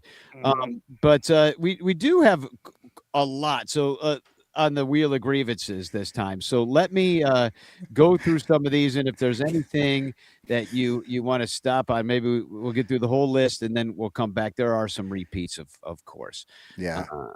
Rogue Wave Creative real quick thinks the Rockies owners believe he also pwns the LA Rams. Well, we all pwn the LA Rams. Yep. So I'm going to populate see how many bitch clock topics there are here. So the first thing I saw, and this was on Twitter, is somebody said, I said, what are your Cub fans' complaints? And they said, not too many right now. And that's fair. That we've been very positive on the show. There's good reason. But then somebody feels like in just a death to me with some real shit. Acting mid-market. Magical thinking. God. Yes. Too many sketchy elbows. Okay. I could see that somebody looking into the future be like, I don't like these elbows in the bullpen. Yep. The 90s. I'm glad you kind of explained that elbows thing, because too many sketchy elbows really had me like confused is what they were talking about. Yeah, but you know what I mean now when you look at our bullpen. Yeah. And then the 90s, no closer. I think we have a closer, so we'll put that in. We'll keep that in there. Javi being suspended from the WBC for weed. Yes. Outrageous. So MLB, the MLB TV ESPN BS, which I don't know if you saw about that, but there's like now to get MLB TV, you need ESPN, but you can cancel it. It's a whole freaking nightmare. They're making it harder for people to consume the product is the short of that, in case you need more evidence that Rob Manfred hates baseball. Marquee not showing games. Hammett bones breaking. Chris Bryant, I guess that should be Chris Bryant on the IL again. Pete Prickett's defending pedos. That's damn. Yeah, fuck that guy. Beer and ticket prices, under 2-hour Son Ranto shows, the fact that Matt Shaw sucks, and that these are leftover. Boog being the #1 sports media power ranking announcer, fake Billy Williams death stories. I guess we could add Fergie to that. The fact that it's been too quiet. Craig's 150 pre-printed lineup cards, and Ricketts' money going to ICE. So I do want to talk about, Javier Baez getting suspended for the WBC for weed for just 1 second. even if it comes up later, is that, people, they've known this for a long time. I mean, here he is with the Cubs back in the day. Got a little lots of head on a big fatty. That foot on the bottom is so mispositioned. Well, not only that has to hurt. Not only is it mispositioned, but it's 2 left feet. Right. No, left. No, right. It's 2 left feet. No, right. Which is why he was so deceptive on the base pass. Yeah, exactly. That's how he tricked that one guy to steal. They first always base. assumed he was going to the right, even when he was going to the left.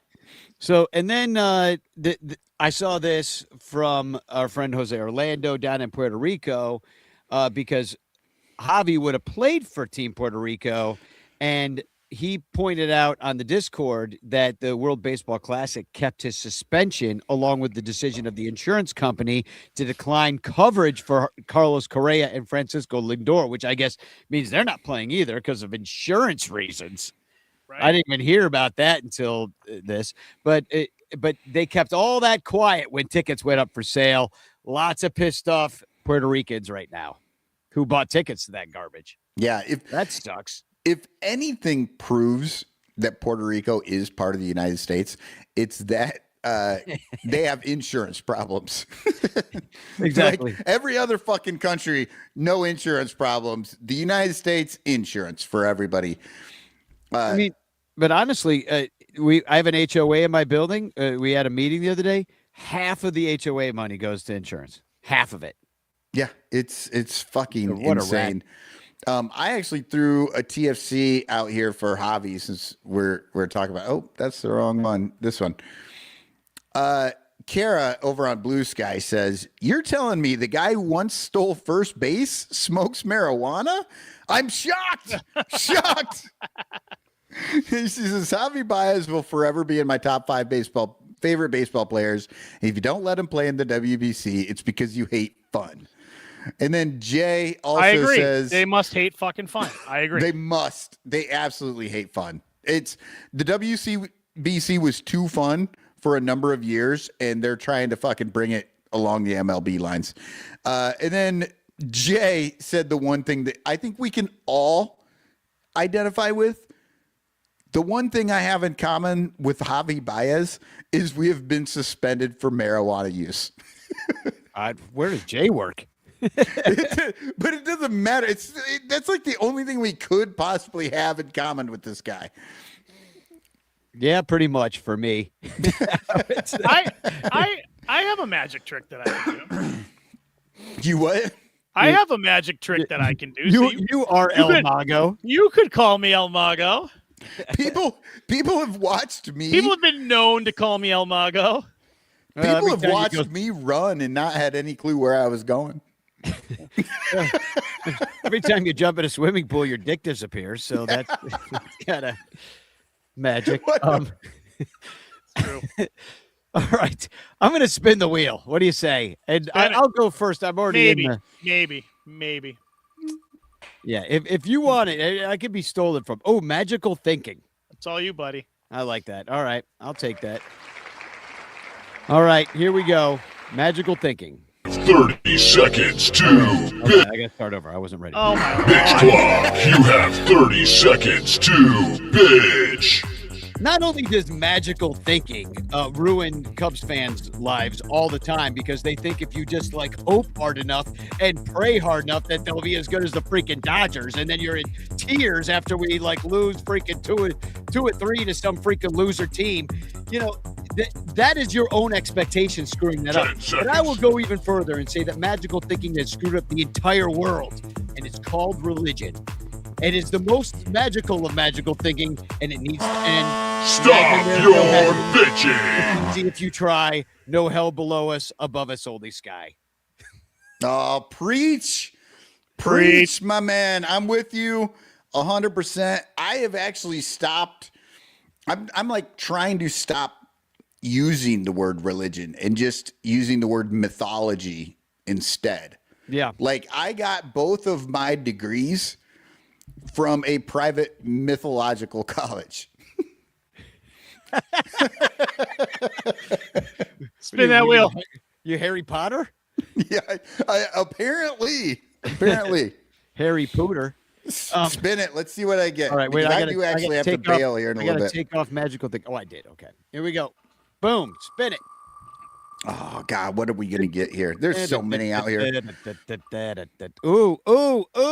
We kind of already talked about it, but wait, no. Nope. Into the MLB TV, okay. ESPN. Yes, and I'll add to it because this was in the comments too. Blackouts. Blackouts are part of this because they still didn't fix those. Oh yeah, that was They did all this other shit, but they didn't fix those. That's what I was gonna actually be bitching about anyway. But All right, well, let's do it. Pitch clock. You have 30 seconds to bitch. Oh, cry me a fucking river. You can buy MLB TV, but you have to get ESPN. Welcome to Iowa, motherfuckers, because we have been sitting here blacked out of 1/3 of the entire fucking league our entire goddamn lives. We don't get all the teams that we want to see. We have to watch the teams on the coast. So, this whole ESPN thing doesn't fucking affect me. Stop because I live in Iowa and I'm blacked out of everything anyway. Michael's about to black out right now. Remember to breathe. Remember, how many teams are you blacked out of there? I think I saw Dominic say on my TikTok post about this that it was 6. I thought it was 7, but also it should be one of those areas you should get all the baseball, right? I'll point out they don't even have a baseball team. Right. Yeah. Like let me have it all. Let me get all the close regional teams on my TV. See, that's always been the thing that's bugged me so much about the blackouts. Like, why are you blacking out the closest teams? Those are the teams that everybody wants to see. Also, they're not that close. You're not driving to any of these stadiums for the day to make it not a blackout game. You're not the problem. It's the people who live close by if there's a problem. Yeah, any state that does not have a professional team in that sport, but Iowa has no professional teams in any sport. But if your state has no professional team, you should not be blacked out of anything. That should just be against the law. Okay, hashtag chance in the chat. I keep forgetting to say that. And it's Lyle's turn. So let's fuck it all. There we go. And what do you want to get? I don't know. Who cares? He got to choose last time, I think. He doesn't get to choose this time. Magical thinking is still in there, and I need to take this out too. Boom, boom. All right, here we go. Spinning it. Round and round. Get it. I hope he gets the 90s because he's just going to be in love with that. You like this one? Too quiet. Yeah, too quiet. At least we could get it off of the list. No, I actually like it. I think Lyle can talk about anything he wants with this. That's right. Here we go. Clock, you have 30 seconds to bitch. I would say too quiet, not just in the world of the Cubs. I think baseball in general, it's just too quiet. There's not enough attention on it. It's still the greatest sport. And it's kind of disappointing to me that we just can't get a little more noise, a little more discussion. That's why shows like this and places like this are great. But I'd also just add, there's a lot of other fucking distractions in the world that need to be focused on. But guess what? I still want to talk about baseball, and I still want to watch baseball, and we need baseball. So more talk about baseball. Stop your bitching. Oh, 100%, Johnny Onomatopoeia texted me after last week's show, and he goes, I get it. You just like talking about baseball. And I was like, that is really at the core. We just like talking about the Cubs, man. I don't know that we talked about baseball very much last week. I would say more specifically, Danny and I like to talk about the Cubs. Lyle likes to talk about baseball in general, which is how this Red Sox fan could deal with this show every week. Well, Cubs are America's team. Yeah, in 20 years, living by close to Wrigley and going quite a bit over the years and spending a lot of time in that field, I instantly fell in love, and I had a lifetime at WGN. I mean, WGN made half of America Cubs fans, and I was also a Braves fan. I was so excited to watch the Braves as a kid when there wasn't a Cubs game on. Plus, so you're saying blackouts work? They don't. It's crazy. Like it's nuts to me. I just don't get it. You're from the same town as like Tommy Glavine too, right? So he lived down the street from me. Yeah, so that's another reason to like the Braves at that time. Yeah. But all right, well, oh God. Oh no. That's here. fucking foul. He's here. Yeah, no, he's here. Blue with a muscular stature, more conservative than Margaret Thatcher. But this Cubstradamus loves when spring is upon us. So happy pitchers and catchers. Oh, I'm so joyous.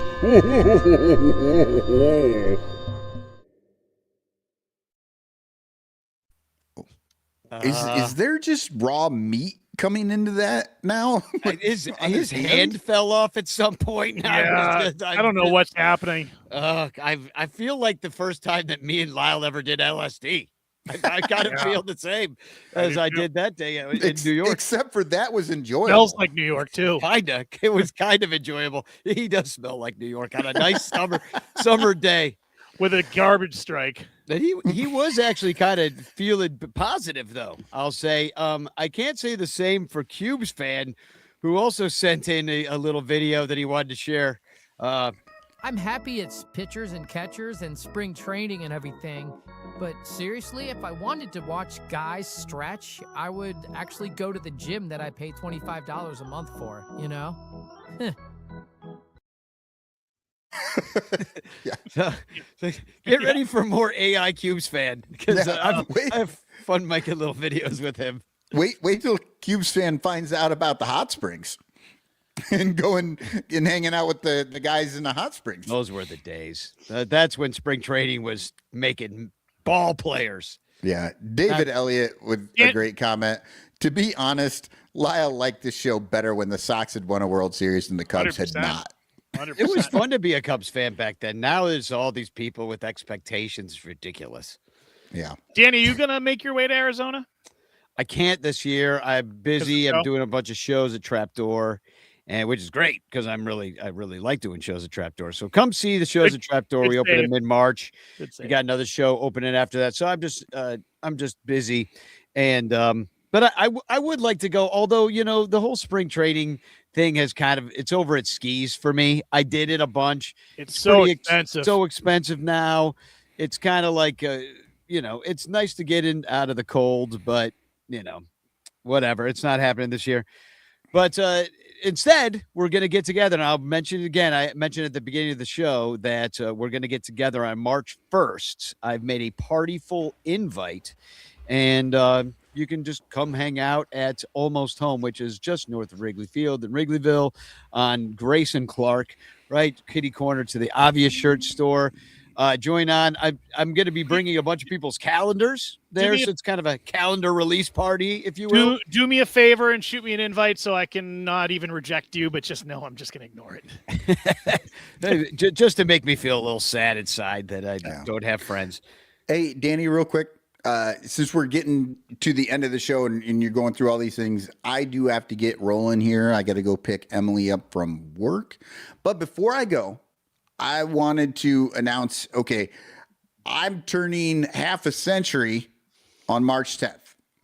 So from now until then, if anybody would like to join a little fundraiser for my radio station, KICI Radio 105.3 in Iowa City, we have zero money. We have no money ever for anything, and we need things. You can go to KICIradio.org, and there's a spot where you can give money through PayPal or whatever. I'm dropping the link. KICI.org.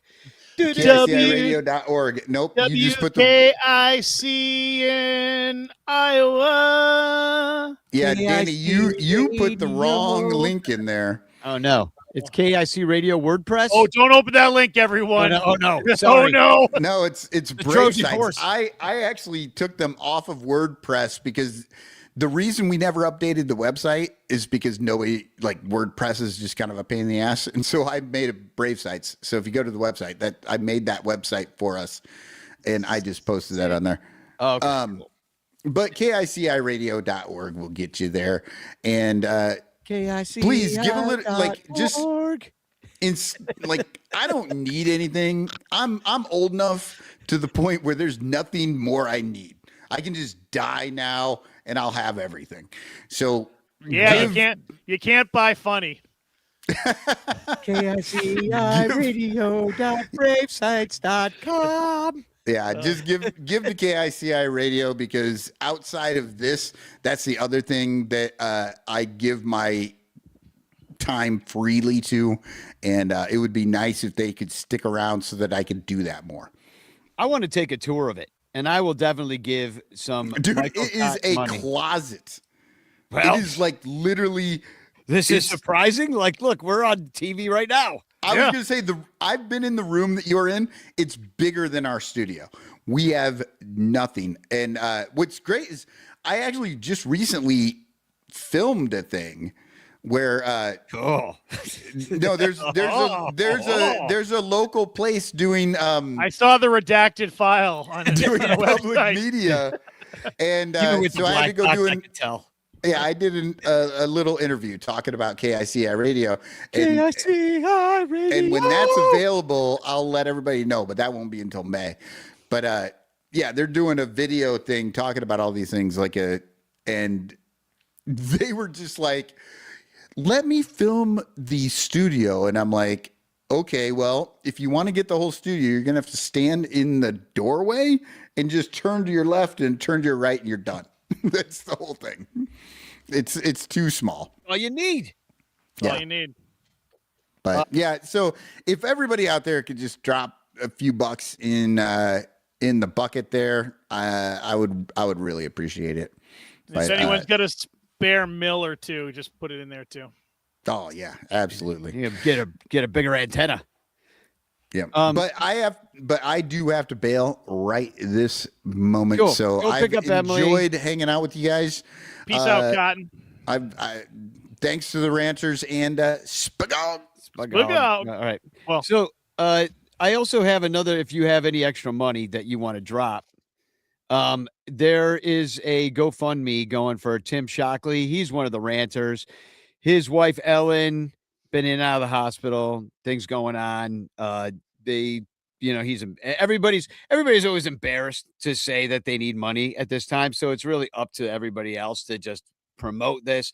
So anyway, I'm promoting it. Tim and Ellen Shockley, they are Bleacher Bums, longtime ranters. Tim's very funny, cool guy, rock and roller. And anyway, if Freddie Vetter, I think is what his Facebook is on the Ranters page. So he's on there a bunch of one of the Bleacher Banter guys. And in fact, he might have started Bleacher Banter, which is a place that Bleacher fans share tickets at face value. Anyway, he's a big part of the community. Could use a little bit of help right now. If you have a little bit extra money for Tim and Ellen Shockley. How's she doing? It was about a week ago when this happened, right? Yeah. She's still sedated? Well, she came home and then had to go back. So she had been intubated actually. So she was on oxygen. I'm not sure. Tim's keeping everybody up to date. So sending you love, Tim, and your wife. That's fucking rough, man. Yeah, it freaking sucks. Anyway, I hope to see everybody on March 1st. Once again, Ranter Fest, June 6th, Cincinnati, 9/19. Save those dates. And hashtag chance in the chat. And I do have a TFC, actually. I think I got to get to that page. And do I have one? Me and Michael had Javi and Nick the Stick, so I think we kind of did them already. You know what? I had a TFC, but it was to try to get Cotton mad. So I'm gonna have to save it for next week. But I had another one of Jameson Tyone, and I mean, you could just preview the one to get Michael mad, just to get everybody going, so they're all in on the joke. Okay, all right. So because it's about AI, and Cole Wright actually shared this, the Cubs broadcaster. He said, this was an ad on my Google feed. So this is what we're doing now, SMH. And what it is this ad for your ticket to a career in baseball baseball analytics online course, 12 classes, 6 weeks, 6 home tasks, whatever the hell that means. Oh, I guess doing tests at home. Yeah. Home task? What is that? I call it a chore. Six homework assignments? I don't know what it is. Yeah, homework, right? Yeah, I guess. And an industry and your instructor is an industry expert working for an MLB team. Okay. So I don't know who it would be. They'd probably pair you with somebody. Maybe they got multiple people teaching these online courses. Learn to build It's Ricketts. He's going to tell you everything he knows about baseball. He's like, well, you just need a lot of money and you just own a baseball team. It's easy as that. Yeah. Just have your dad become a billionaire. Plug it into baseball Losers. GPT and then plug it into baseball. Yeah, and baseball then just have it GPT. running for you. Have it running for you. Just clear 8% per year. Like running a casino. Jed's just there for me to yell at him. He doesn't do anything.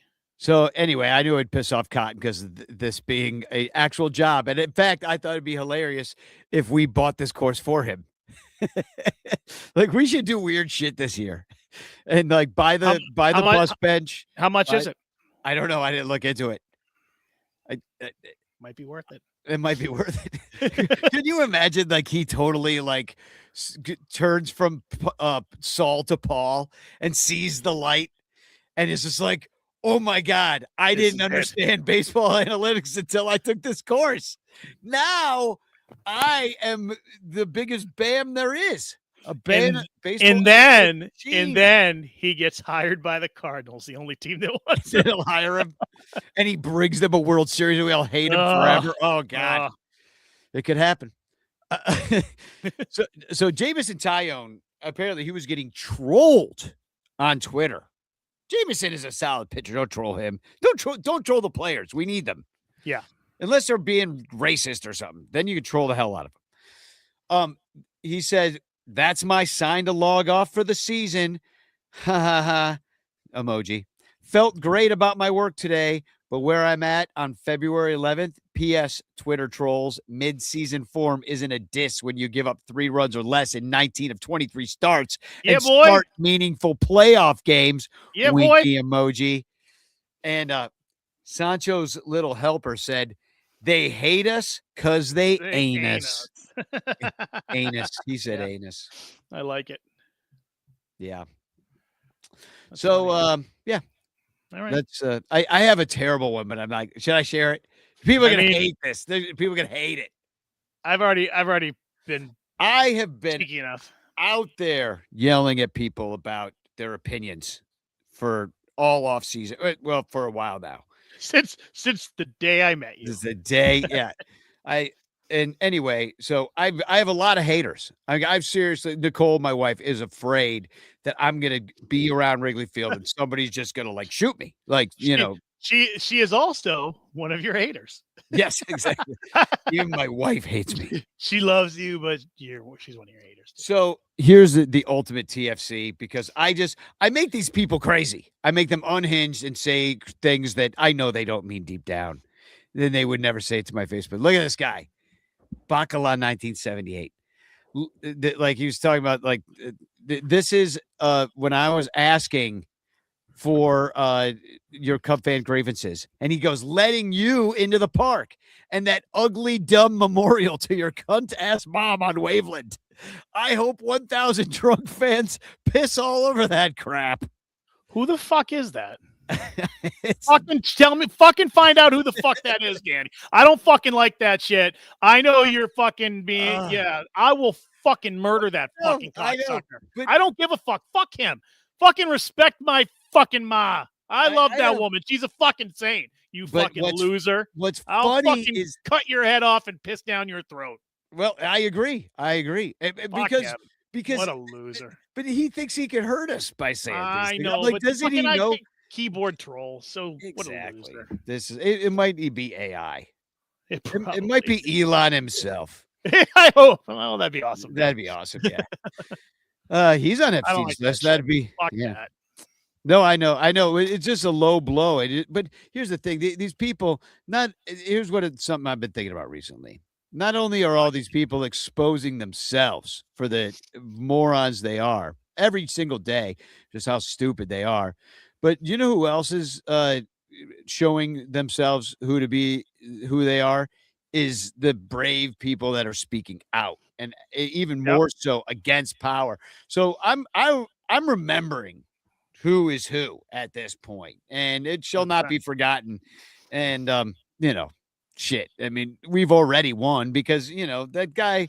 These people expose themselves for the immorality that they have, and every day it's sort of what they call an extinction burst with these guys. They just racism and sexism and homophobia, all that shit's going away. And the people that hung their hats on this stuff, the last gasp of breath, the boomers, they're pathetic. They're pathetic. They, a lot of idiots from our generation too. A lot of guys we went to high school with.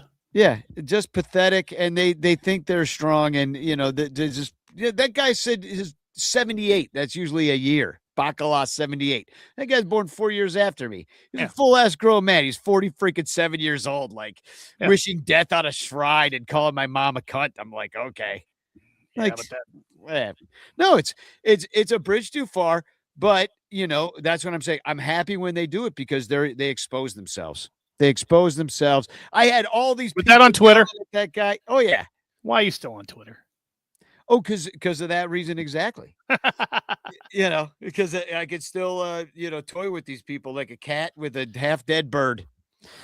All right, so I'm gonna hashtag chance in the chat, and you could win a Frank Chance postcard. Let it rip. Sent to you by me with a message of love and doom. Oh shit! I don't make fun of me, but I hit the wrong button. Weird. Weird. Yeah. All right. What are we looking at here? There it is. Only I can tell you your mom's a cunt. Exactly. Like fuck him. Here we go. I'm so mad right now. I wasn't gonna share it. I know. I wasn't gonna share it, but I was like, I had to get it out of my system. Corey Furlong. Hey! The big W. I'll send this along with your calendar. That will, unless you show up on March 1st, which you can come get your calendar and chance postcard in person with fellowship with your fellow ranter. All right, that's the show now. We did go over 2 hours, so Dominic, you're welcome. I know he likes us to go long, and we did it. I'm gonna I'll play the pitchers and catchers song. That's right. And we'll go even longer because it's 4 minutes and 33 seconds. Done. So, Spagog. Yeah, I'll talk to you later. Peace out.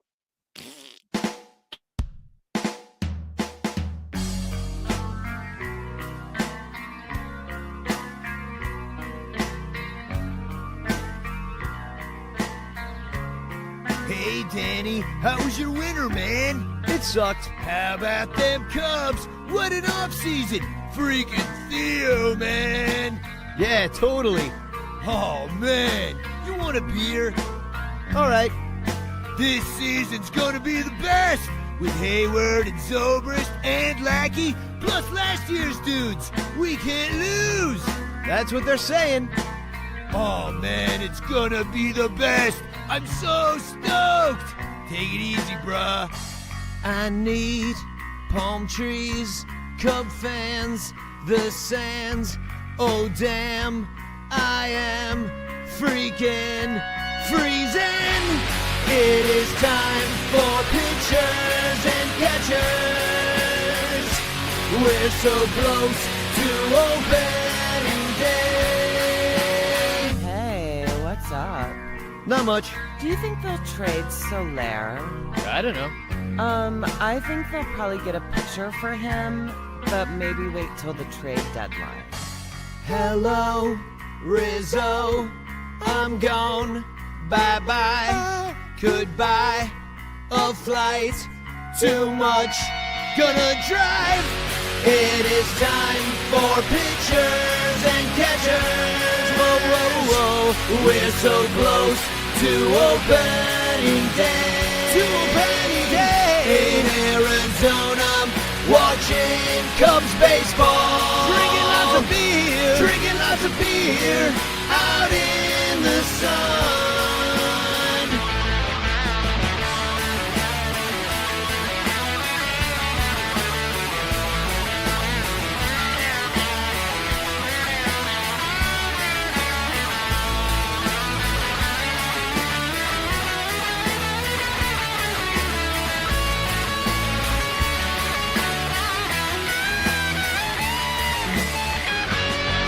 It is time for pitchers and catchers.